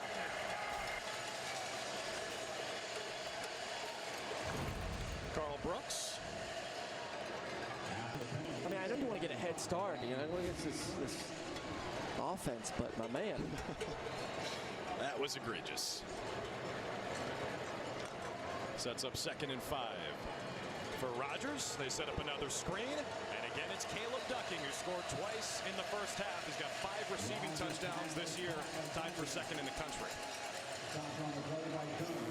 It's a good confidence building game for Ducking, and Came into this game, and every game you kind of look for Thomas, as kind of your premier receiver for Mississippi State. He's been tremendous this year, but it just shows you the depth and the versatility of all these guys and the weapons and how hard it is to really game plan. You want to take one of our guys away, okay, we got 3, 4, 5 more that can make plays out there on the outside. Ducking near 100 yards, 7 for 96. Rogers stands in the pocket and throws a bullet over the middle. Caught, first down, Mississippi State, as Jaden Walley gets involved. Well, the first thing when I watch quarterbacks is their footwork and the base. And when you watch Will Rogers, it's always a very calm, collective base where his feet are underneath him. He's able to use that to drive balls down the field. And obviously accuracy increases the more your footwork's on point, and effortless. I'll say that, effortless in the pocket for him. They throw again on first down. Wide open man. Touchdown Bulldogs. To Lou Griffin. That was sweeter than a scoop of Bully's ice cream. Woo-hoo-hoo.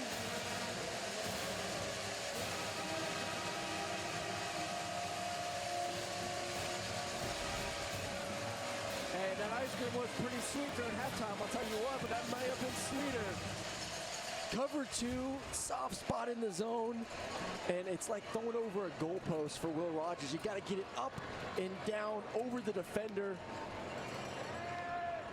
Once again, they came out hot here to start the second half. And Raybon was perfect on extra points in the first half, and this one is right down the chute. What did they do after the great first half? They come out, throw another tutty, 38-7.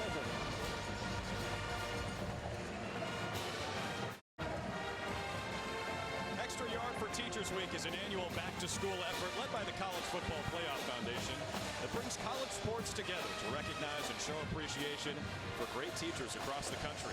To support Extra Yard for Teachers recognition and resources initiatives, follow @CFP Extra Yard or scan the QR code for more. Mississippi State has taken Bowling Green to school today. It is an offensive clinic. Will Rogers 27 of 34, 294, 5 touchdowns, completing almost 80% of his passes. Just threw his fifth to Lou Griffin to make it 38-7. And Bowling Green gets the football back. Let's go back down to Nicole. Yeah, Will Rogers' sister, Anna Grace, is in her first year of teaching at Heritage Academy. She is a 9th, 10th, 11th, and 12th grade math teacher teaching algebra, geometry, and college-level algebra. She originally wanted to become a dentist, but realized she could make a lot more of an impact on humanity. She hopes that every student knows that she is their biggest fan and cheerleader. And Anna Grace told me, I know everyone doesn't love math, but when you come into my classroom, I want you to feel empowered to not only conquer math, but conquer anything in life. That's awesome. Great stuff, Nicole. Great stuff, Anna Rogers as well. As Bowling Green starts on the ground with Nick Mosley. Jet Johnson in there on the stop for a short game. Teaching 9th, 10th, 11th, and 12th grade algebra. I know I was a pain in the butt in algebra crap. It was not my forte at all. I more excelled on the football field than in the classroom, but I tried hard. I tried real hard. I think the only math you excelled in was 3rd down and 6. You know what? I knew those numbers. I knew that, and I knew how to count a light box. 4 or 5. I can count to 5. Okay, there's 5 guys in the box. We should probably run the football. There's 6. Okay, that's still the ball. That's all I need to know. You don't want to solve for X with the guys in the box? No. I'm not paying anything. 2nd down and 9 for the Falcons, approaching 5 minutes into this 3rd quarter. Camden North, the backup quarterback, rolls to his right, puts it on the money for Harold Fannin, who got blown up but is dragging a tackler. That was Marcus Banks, who came in, laying the lumber initially to set up 3rd down. I'm interested to see some of the depth for this Mississippi State defense. We know the starters are talented. As Banks comes up and does a great job of holding on for dear life. Don't let him go. But the secondary is a little thin. This is a great opportunity here in the second half to get much experience, film, and reps in a live situation to go back and learn from. Falcons have yet to convert a 3rd down today. It looks like they're going to try to bring that blitz, possibly that pipe blitz, cross dog middle on the inside for the two linebackers. What Bowling Green wants to do is slide protection and pick this all up. Play clock at 3. Orth takes the snap. Here comes the heat. He floats it down the sideline. Caught.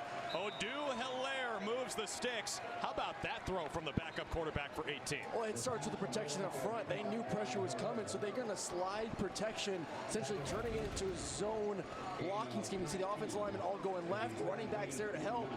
And now you're able to pick up the pressure that you were not able to pick up the previous possession, giving your quarterback adequate time to make the completion down the field. He put some air on the throw to Hilaire.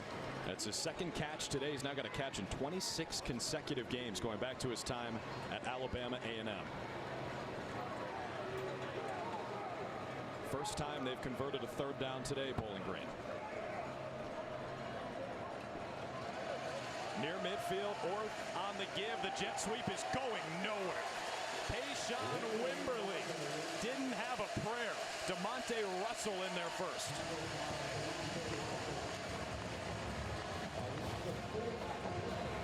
It's hard to run against the big boys of Mississippi State.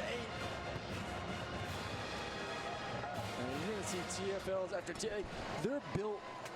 Just watching, they're built more to stop the run. They will manufacture pressure on quarterbacks through the blitzing scheme. But they're just thick, and they're tough to move at offensive line when it comes to the running team, especially when they want to get into this bear look with a head up nose and 2-3 techniques.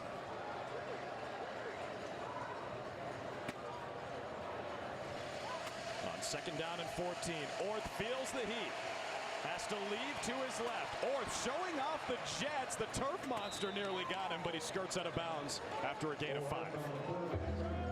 I'm a little bit surprised. I mean, coaching staff, when we were on the field before the game, asking about, hey, what's Orth do well?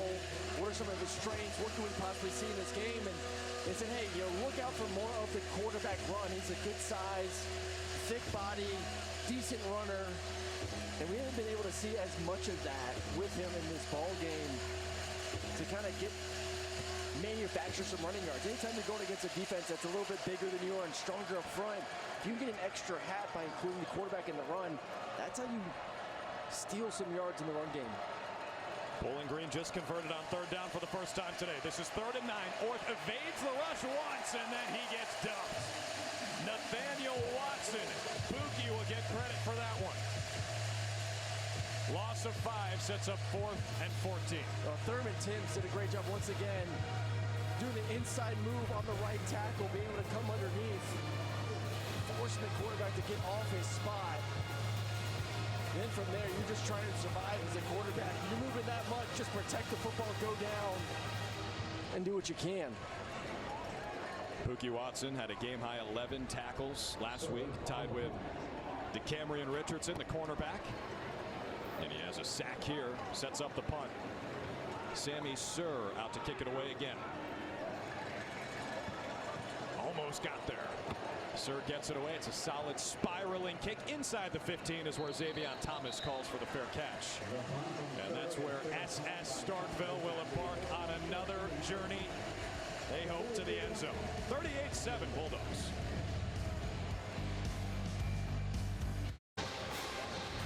Our stellar SEC football lineup rolls on today at 4 Eastern, 3 Central with number 16 Ole Miss hosting Tulsa. Then at 7:30 Eastern, 6:30 Central, LSU hosts New Mexico on SEC Network Plus, and number 2 Alabama hosts Vanderbilt on SEC Network.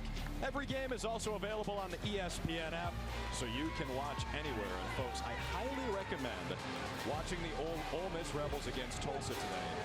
Aaron, you like them a lot, right? Ole Miss? Oh, I love Ole Miss. I think Ole Miss right now, it's hard. Well, first, it's hard to say you love them because they haven't really played anyone yet. Like, I want to see them play against some quality opponents, but, Lane Kiffin did a great job in the transfer portal. I think their defense is legit. I think they got some great skill on the outside. They're running backs, maybe the best running backs in the SEC. They're going to be fun to watch this year. First down and 10 for Will Rogers and company. Completes it between the hashes to Jameer Calvin, who scored a touchdown earlier.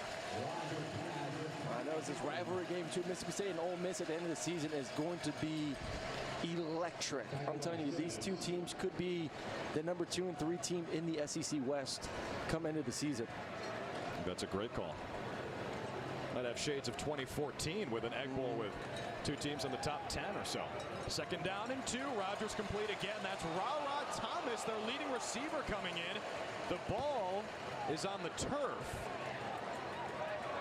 And Bowling Green thinks they have it. Of course they do after the gain of 14. Right now a Falcon has the football. Jordan Anderson. Sorry, Trent Sims is holding on to it. I think Ra got back on it. And he's been a little bit quiet in this game. He is the premier receiver. Love him, especially matched up one-on-one. Wow. Hell of a play. Is it a nest of Falcons? On 1st and 10, they keep it on the ground this time with Simeon Price, who scored a receiving touchdown in the first half, and the redshirt freshman dives ahead for a short gain.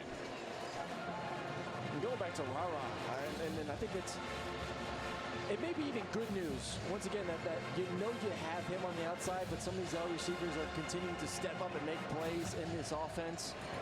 But you know he's going to be reliable, and obviously can't put the ball on the ground like that.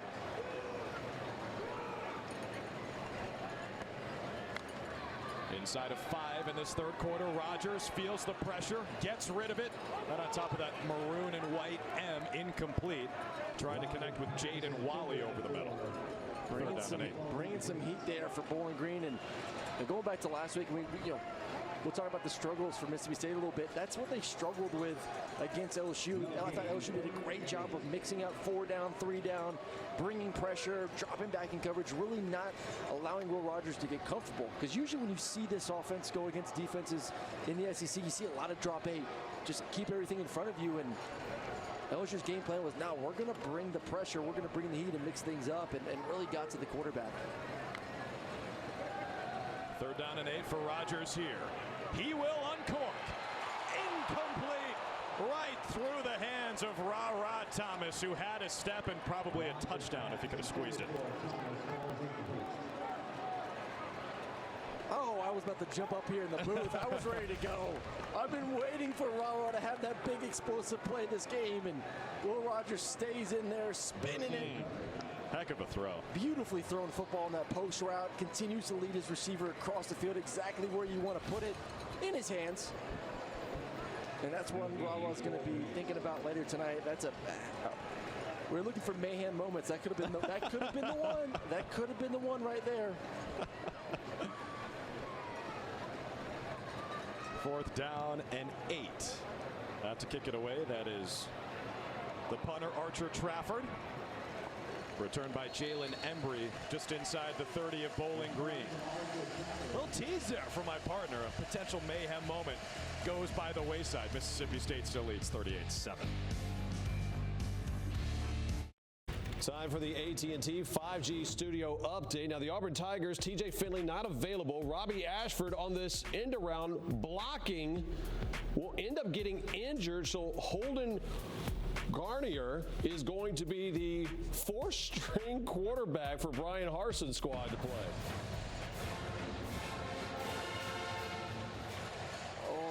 Oh my goodness.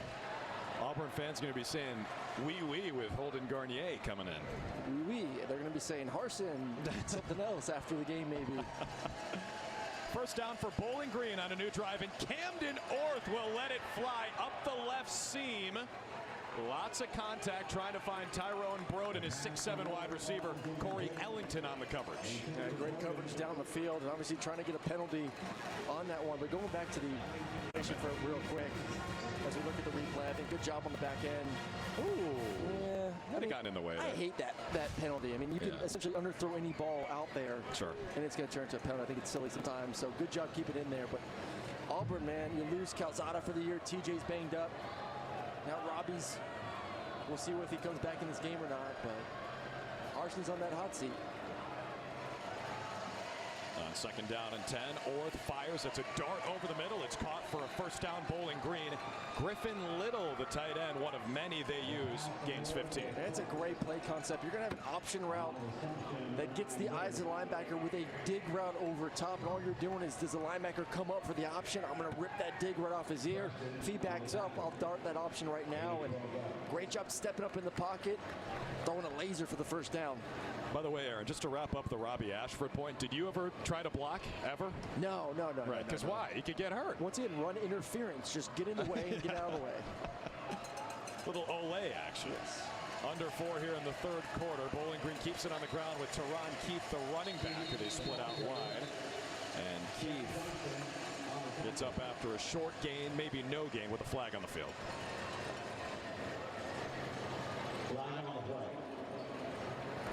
Personal foul. Illegal block below the waist, number 27 on the defense. 15-yard penalty, automatic first down. It's Esias Furge, and that is an emphasis for officials this year. Trying to cut down, no pun intended, on low blocks below the waist. You have to do it inside the tackle box. It has to be going straight ahead. And I like the rule. I mean, too many times we see in the open field or even cutback blocks by offensive linemen or tight ends where they're taking the knees out of defenders or on offense the other way around. And I know there's some rules that may be overboard, but I think that's a good one for us for the long term. Jason Patterson, the running back, who gets the call on first down, bounced it outside, twisted down after a gain of 4. Corey Ellington in there first, the safety.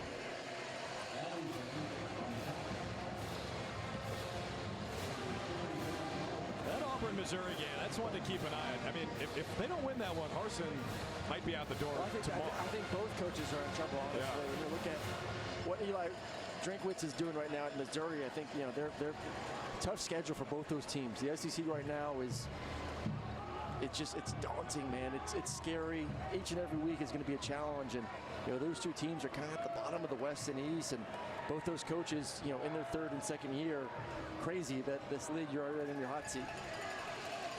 On 2nd and 6, tried to set up the tight end screen to Harold Fannin, and the freshman couldn't haul it in too high on the pass. A little too high, a little bit too much juice there from Orth. Got to find a way to maneuver around. As we see the backup starting to get warmed up there on the sidelines for Mississippi State. And once again, that's the goal of a game like today. It's get in, kick some butt, get some Gatorade, sit your butt on the bench, and let your buddies get out there and get some PT.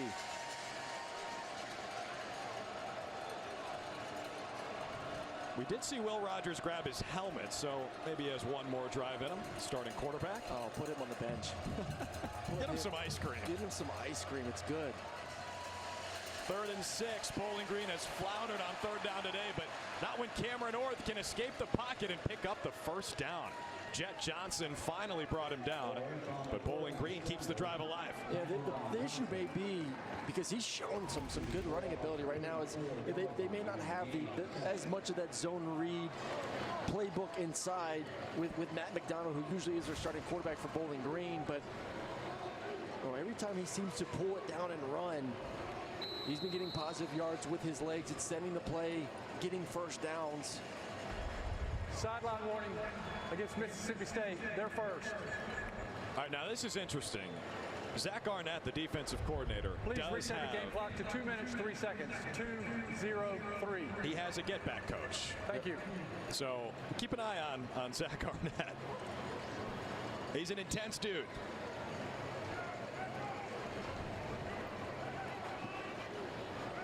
There's an opportunity on 1st and 10. They love deep play action, 9-step drops, take a shot down the field. Now, I formation. When was the last time you saw that in college football? Short gain on first down for Nick Mosley. Yeah, I didn't know fullback still existed. RIP the fullback position. I love the fullback spot. Big shout out to my boy Jacob Hester, one of the greats there at LSU. It's just gone. No one uses it anymore. No. He was more of a tailback. He was. He did crank up the Jets a little bit. Running behind T-Bob Hebert there in Baton Rouge. Good old T-Bob. Coming up on a minute left in this third quarter. Camden Orth filling in for Matt McDonald today at quarterback for Bowling Green. Scott Leffler, the head coach, did not make the trip. Hope to have him back next week. Orth throws on a timing route. Receiver didn't get his head around in time. Tyrone Broden, the intended target. And you got to be careful of that. Essentially what Mississippi State lined up in is a 2 Tampa looks. Those corners are playing the flat. So you can't just pick it up and throw an Omaha route out there.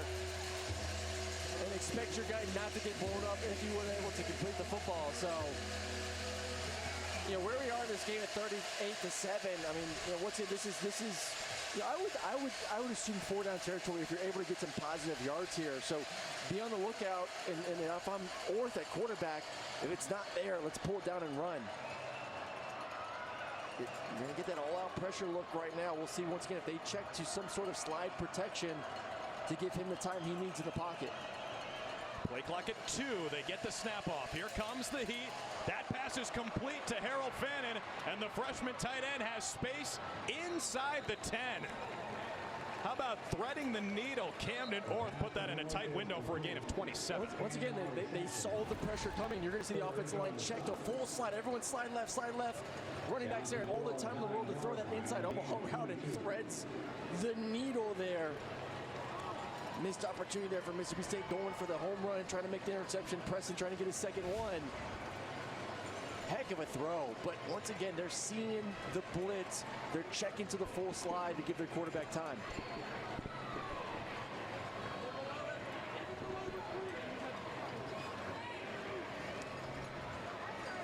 First down and goal.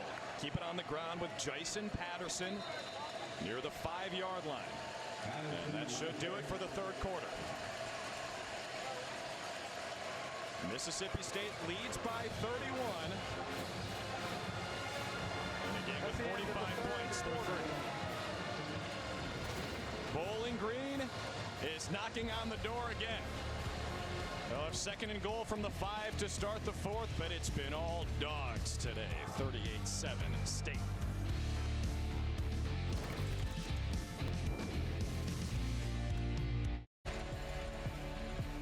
SEC Network Football is presented by Allstate, reminding you that football season is mayhem.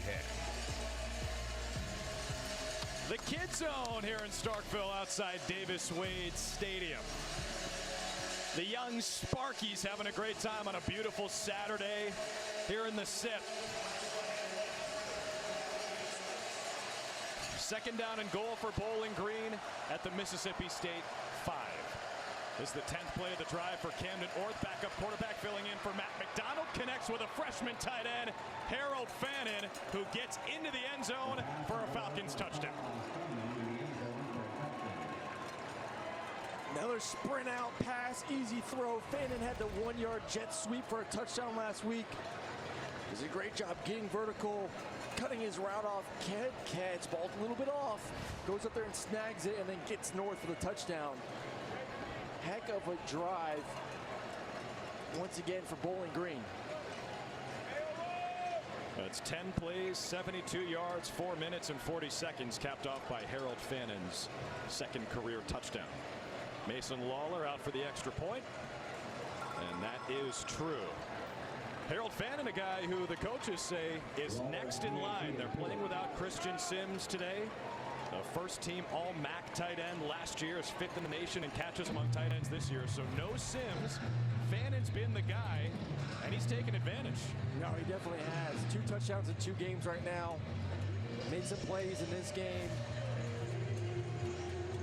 I think, too, for this Bowling Green team to know that you have a capable backup quarterback in Orth. You know, I love McDonald. I was so excited to see him play today. I've been really impressed with the way that he's come out there and played. You're talking about the 2-time MAC Offensive Player of the Week, leads the MAC in touchdowns, and obviously unable to go in this game. But to know that, hey, if he does get banged up down the line, you have a capable quarterback in Orth that can, you know, go on the road into a hostile environment against an elite defense at Mississippi State and make some plays and give your team an opportunity to drive the ball down the field.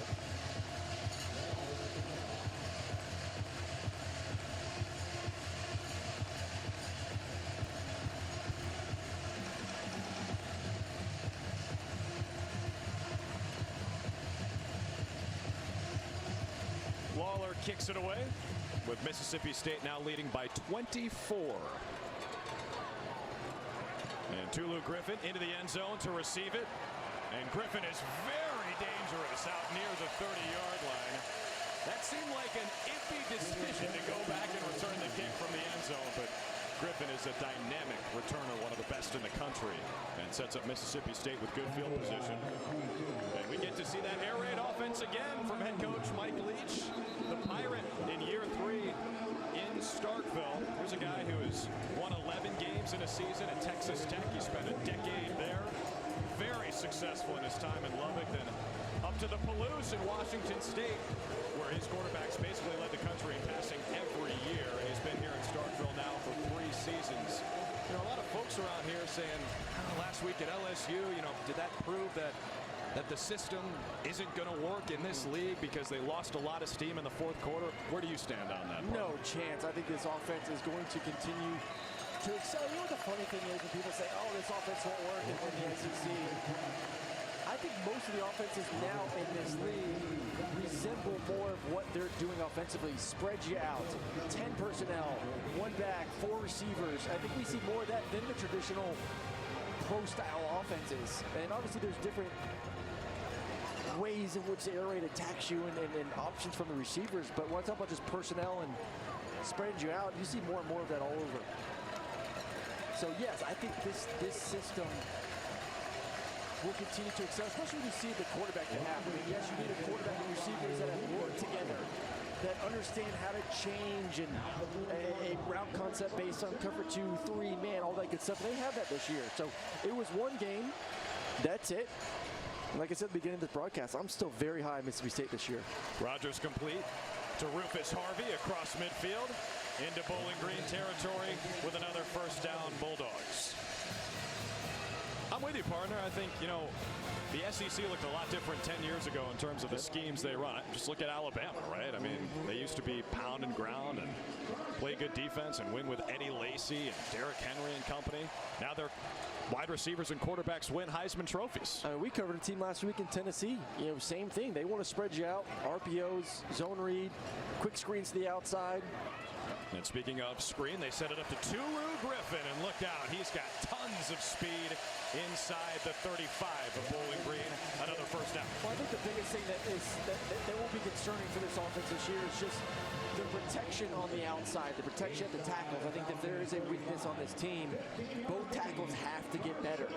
And when you go against defenses that have better corners and guys that can match up on the outside, that you needed to, you know, more developing routes, that's going to be an issue. That's what we saw last week from LSU. J.J. Jernigan is the running back. Rodgers opts to throw, and he just airmailed it a little bit, trying to find Jordan Mosley as Mississippi State cycles through some skill position players here in the 4th quarter. Rodgers, by the way, is up to 62 career touchdown passes. After this year, if he wants, he's got 2 more years of eligibility. Aaron, do you know who the all-time leader in touchdown passes in the SEC is? I think I do. I do. That would be Aaron Murray with 121. So Rodgers is on pace to break that record if he wants to stay. I think he should go to the NFL this year. So he should go right now. Yeah. No. He could play. He should play this year out. But I think after this year, he's proven who he is. He should move on to the NFL. 100%. That time he completes to Austin Williams. You know what he said, man, like if you know, I was lucky enough to play 4 years, and that's why I had the opportunity to throw so many touchdowns. But if you have 4 years, especially playing in this offensive system, you're going to throw in a lot of touchdowns. So yeah, if he comes back next year, I will gladly move over number 2 for him because I like him a lot. First down, Rodgers complete. Again, the timing is right on the money to Justin Robinson for another first down. And this is a surgical drive for the Bulldogs. Oh, my, it just looks effortless. And I'll continue to talk about and harp about his base and just watch his lower half, because people think quarterback, they think arm, but even the best quarterbacks in the NFL, from Rodgers to Patrick Mahomes, they're so sound fundamentally from the waist down with the feet to the hips and being able to generate power from there and staying calm. And Will Rodgers is just like that when it comes to his base. He's 6 of 7 on this drive. Rodgers with time. Wide open Bulldog is Jaden Walley. And Will Rodgers has his 63rd career touchdown pass, inching closer to Aaron Murray.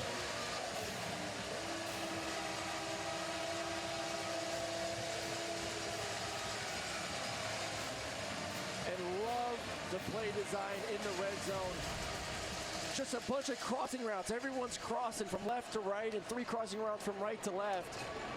And then the defense gets confused. Who's going to get who in the zone coverage? And all of a sudden, out the backside, pops out Wally for an easy touchdown. This Mississippi State offense is overwhelming. 45-14, Bulldogs back up by 31 with 11:37 to play.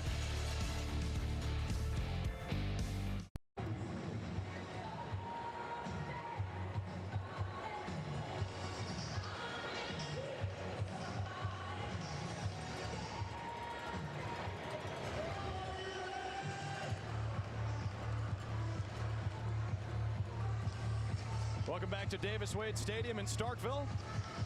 Mississippi State leads 45-14 over Bowling Green. Will Rogers with 6 touchdown passes, the latest one to Jaden Wally. Drew Carter, Aaron Murray, Nicole Rigoni back with you from the second oldest stadium in FBS. Only Bobby Dodd over at Georgia Tech is older.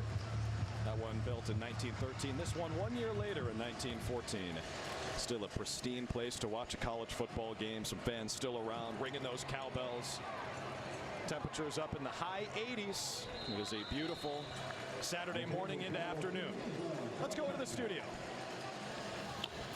We have a whole lot of football and even a little bonus baseball going on. Take a look at all of our networks right now, showing you everything, the best of everything that's going on right now. Clemson, Wake Forest, back-to-back, and Aaron Judge looking for home run number 61. Not going to get it there. We'll keep you updated, guys. All right, good stuff, PB. How about Wake Forest and Dave Clawson, the former coach at Bowling Green, with a lead at home against Clemson. The Tigers came in as a touchdown favorite in that one. Yeah, I think they just tied it up right now. It's a 28-28, and man, Sam Hartman is a stud at quarterback. The way they run that zone read RPO system, the super delayed before you pull it and throw it down the field, is just tough, and it neutralizes a great Clemson defensive line. Injured Bulldog. It's Colin Duncan, one of their top safeties, the senior out of Montgomery, Alabama, getting some attention.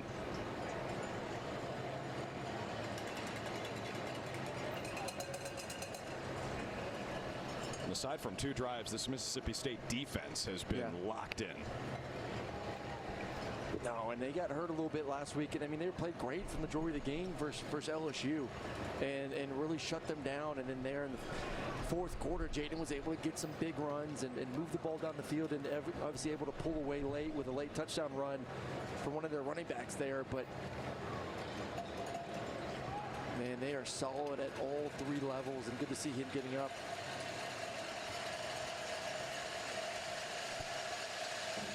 There's the defensive coordinator, Zach Arnett.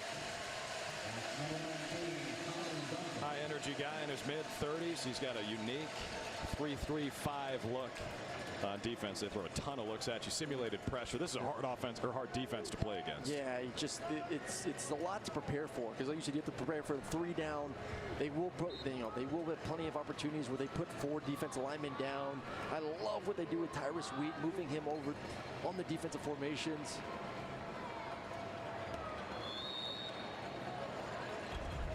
Start 76 offense, 5-yard penalty, second down.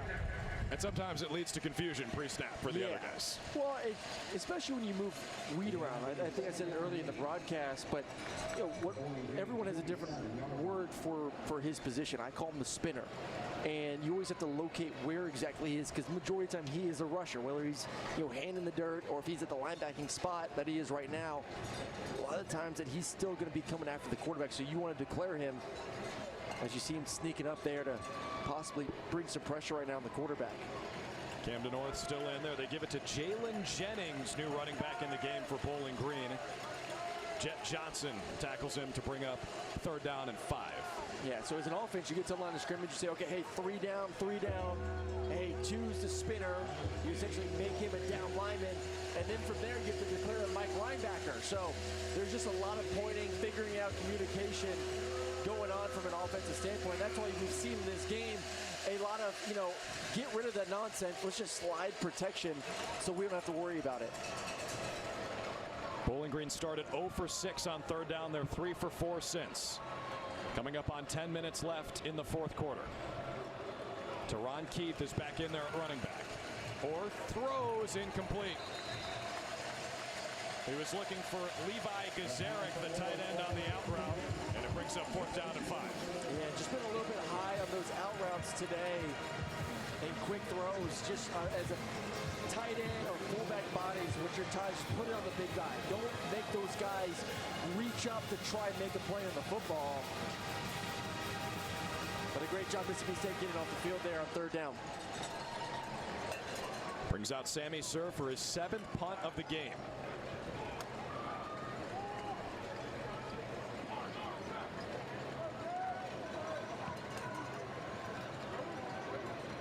It's a good one inside the 30. Xavion Thomas has it. And he fights ahead for a few yards to set up Mississippi State there. Looks like Will Rogers is coming back out for another drive. And we will see him when we come back.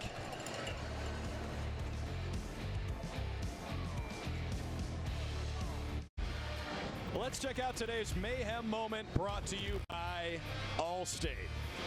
Mississippi State pouring it on, led by Will Rogers with a cool 6 touchdown passes. Just another day at the park. One-on-one on the outside. Throw it to the big 6'5" receiver, ducking. He's having a great game, as well as his starting quarterback, Will Rogers, who is still on the field. But, man, 36 of 46, 6 TDs, ties a career high. So maybe that's why he's still on the field. They want to break his record, get to 7 touchdowns. Let's put up a 7-piece. It's a good feeling right there. You'll sleep good tonight. Will Rogers to throw. And that was dangerous, but it was caught. That's Scooby Ford who goes down to make the catch.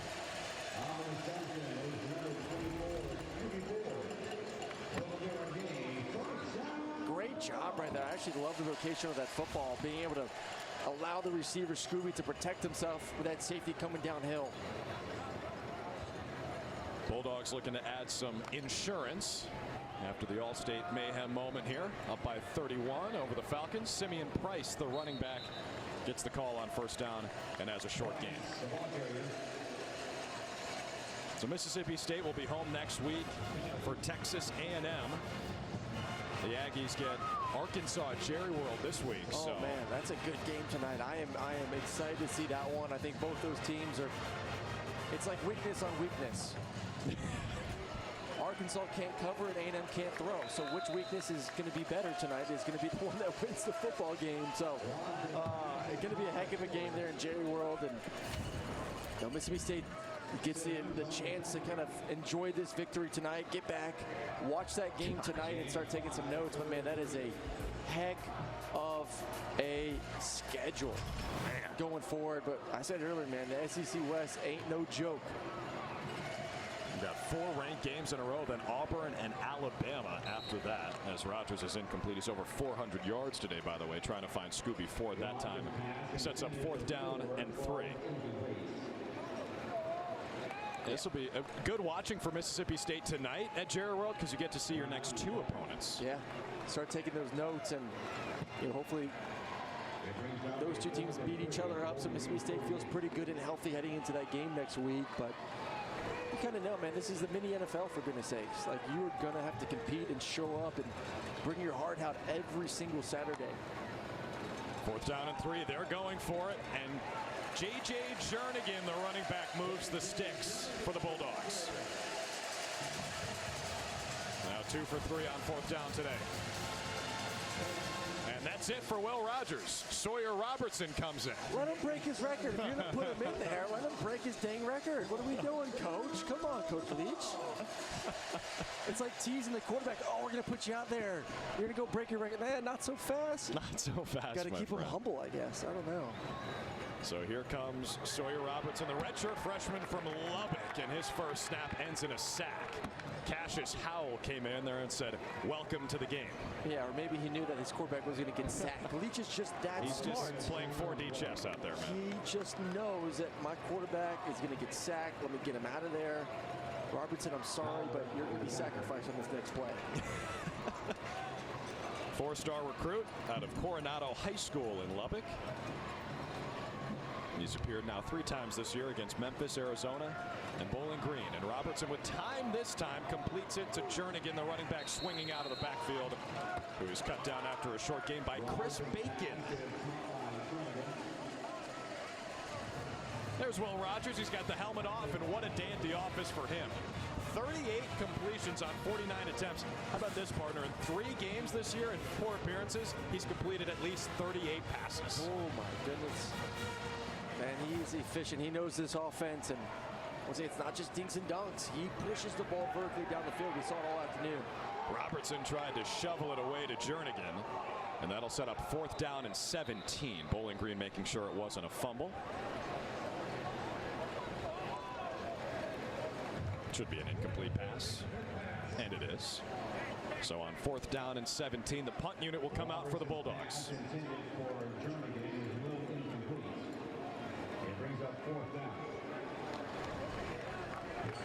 And this is a story to watch. Who punts for Mississippi State? They've got 2 guys. This is George Georgopoulos. The other is Archer Trafford. Trafford kind of with a bigger leg. Georgopoulos, if they want to pin someone in deep, they'll bring out number 88. What a great name, George Georgopoulos. Mike Leach says that name's pretty tough to beat. Jalen Embry back to receive for Bowling Green.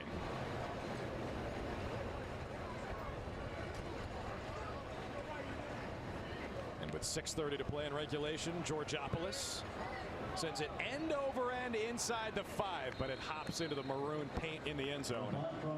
And it's a touchback for the Bowling Green offense. Mississippi State leads by 31.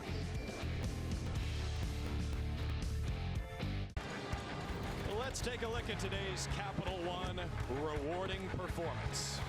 Hey, partner, who do you think this is going to be? Oh, I wonder. Maybe it's a guy with six touchdowns. Man, that's not easy to do on air on a Thursday practice. 38 to 49, 406. Ties a career high with those 6 touchdowns. Big bounce back game for this offense. Big congrats to my man throwing it around this afternoon. But Aaron Murray with the congrats, says Will Rogers. If you want to go pro after this year, go pro, my man. Go pro. Feel free. Feel free. Do not challenge that all-time SEC passing touchdown record. We need to look at like touchdowns per attempts.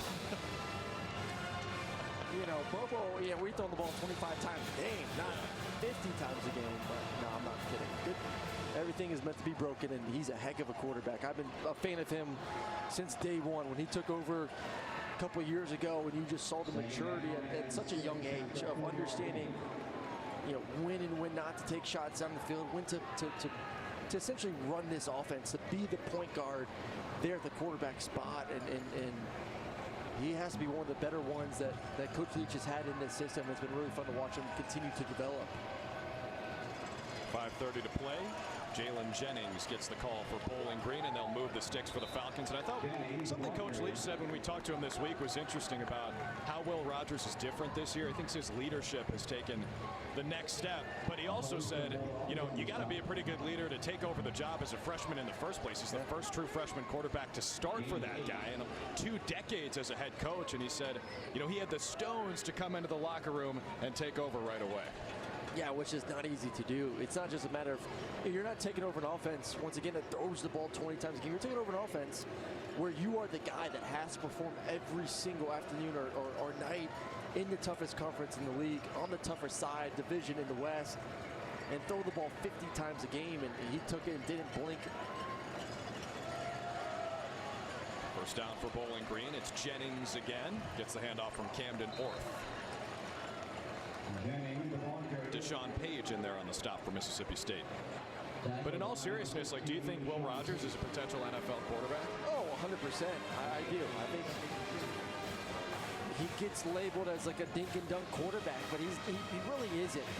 You know, I think just because of the volume of throws, you see so many of these checkdowns, but if you want to go break it down by throws and see him throwing the deep cross, the go balls, the post routes. I mean, throw a beautiful post route that Rara Thomas dropped earlier in this game. Like, he has everything in the arsenal. He's a good size too. Checks that box off. Once again, great calming presence inside the pocket with his feet. So yeah, 100%. A guy that we'll see have an opportunity to make it at the next level. On second and short, Jennings is dropped by Jordan Davis, not to be confused with the former Bulldog in Georgia. Also a great defensive lineman in the SEC. Brings up third down. Yeah, I think about 60 pounds lighter. 60? That might be conservative. Yeah, 60's maybe a little conservative. Jordan Davis playing with the Eagles now. They look good, man. He put it on my Vikings last week. I'll tell you what, Jalen looks good. For a lot of SEC fans, obviously knows Jalen at his time in Alabama, and I question him as a thrower. And has really worked hard on his craft and really come out this season. Has done a great job of not only running the football, but throwing it as well. Third down and 2. Orth on the run. Floats it to the running back, Teron Keith, who bobbled it, caught it, but was taken down in a hurry by Marcus Banks to bring up fourth down. You could tell the running back, too. Keith was a little bit worried about, oh, my God, this ball is just floating. Oh, my goodness, please no one take my head out. Kind of hanging him out to dry there. Yeah, it's a little scary right there as a running back in the flat. And especially when you go out there and look at the DBs and the size of these DBs for Mississippi State, I would say probably the biggest group of corners in the SEC. Sammy Surratt to punt again. And by the way, speaking of SEC alumni on the Philadelphia Eagles, Mississippi State fans are saying, hey, how about Fletcher Cox and Darius Slay, a couple former Bulldogs who are helping make that defense one of the best in the league. And they're a threat in the NFC for sure. Kirk Cousins' favorite receiver was Darius Slay last week. Sur's punt is a short one. Bounces and skips out of bounds near the 25-yard line. 2 minutes to play at Davis Wade. We'll take one last break.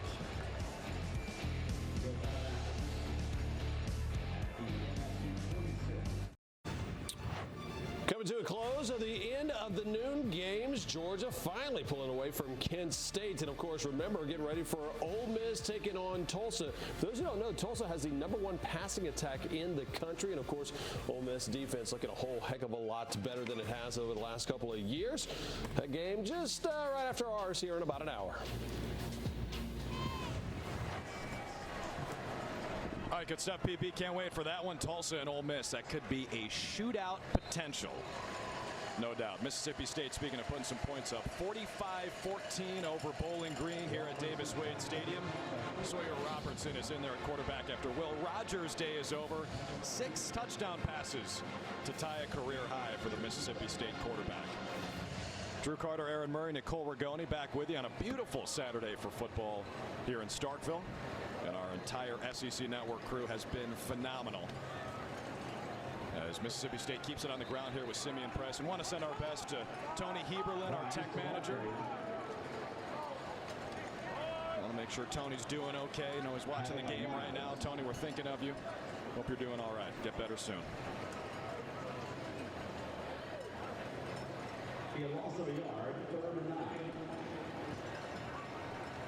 Bulldogs will be home for the Aggies of Texas A&M next week. After that, they're home for Arkansas, starting a little 3-game homestand here. Simeon Price on the catch out of the backfield, making moves out of bounds near the sticks on 3rd down and 9. Davion Daniels in there on the stop for Bowling Green. Yeah, I know this wasn't the result Bowling Green wanted this afternoon, but I'm excited for their potential in their conference in the MAC. I think you get your head coach back hopefully next week. You get your starting quarterback McDonald back as well next week, and this team has weapons on the outside.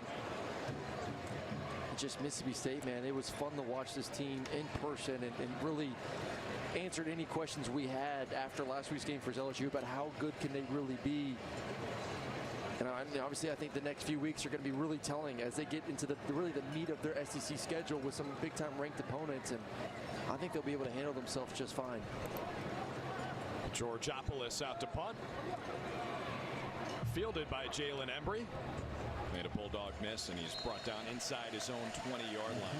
Yeah, I'm with your partner, Bowling Green. Their coaching staff says, hey, they really feel like they can compete in the MAC this year. They can attack their side of the conference, and like you said, it's a tough matchup today on the road without your coach and without your quarterback. You see Steve Morrison, the acting head coach today up in the press box, but that is a tall task for sure. Yeah, first off, tall task coming here and playing this team. Second, without, I would say, two of the most important people that you need to go out there and compete, your quarterback and your head coach. And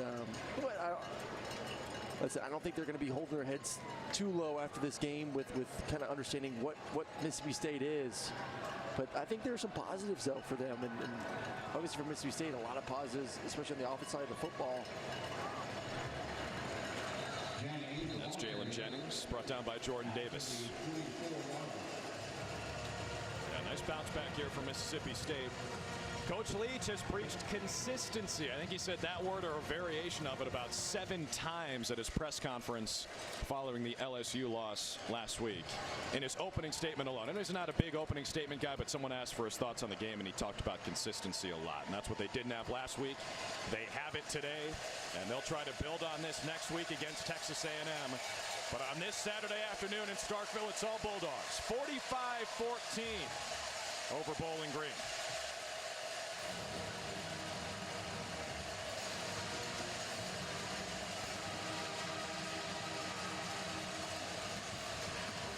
Brian White, the acting game manager for Bowling Green, looking for his counterpart today, Mike Leach, whose team moves to 3-1.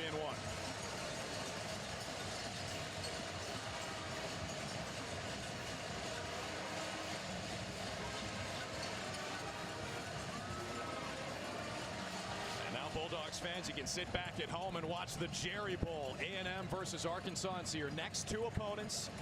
Both here at Davis Wade. Aggies next week, and the Hogs after that. The coach, Mike Leach, is on the field with Nicole. Yeah, Coach, you told us that your team needed to get a hold of the game. How were you able to get a hold of this one today? I thought we played well the beginning of each half. I wasn't real impressed with our third quarter. Then I thought our ones came out pretty good. The fourth quarter, wasn't impressed with our twos at all. If our second group's going to play like that, we need a new second group. But other than that, we did a lot of good things this game and got in a good rhythm. And then, of course, I know that Bowling Green had their hardships over there, and certainly wish them the best on that. And I mean, it's tough, but I think that. I wish they were in a position to put their better foot forward, What were you most proud of from your group tonight? That we played together. We played together for extended periods. Well, congratulations, Coach. All right, well, thank you. All right, Nicole, thanks so much. Mike Leach, his team advances to 3-1, and the fans who stuck around here at Davis Wade can celebrate another non-conference win. Bowling Green starts MAC play next week at Akron. Mississippi State is back home for Texas A&M.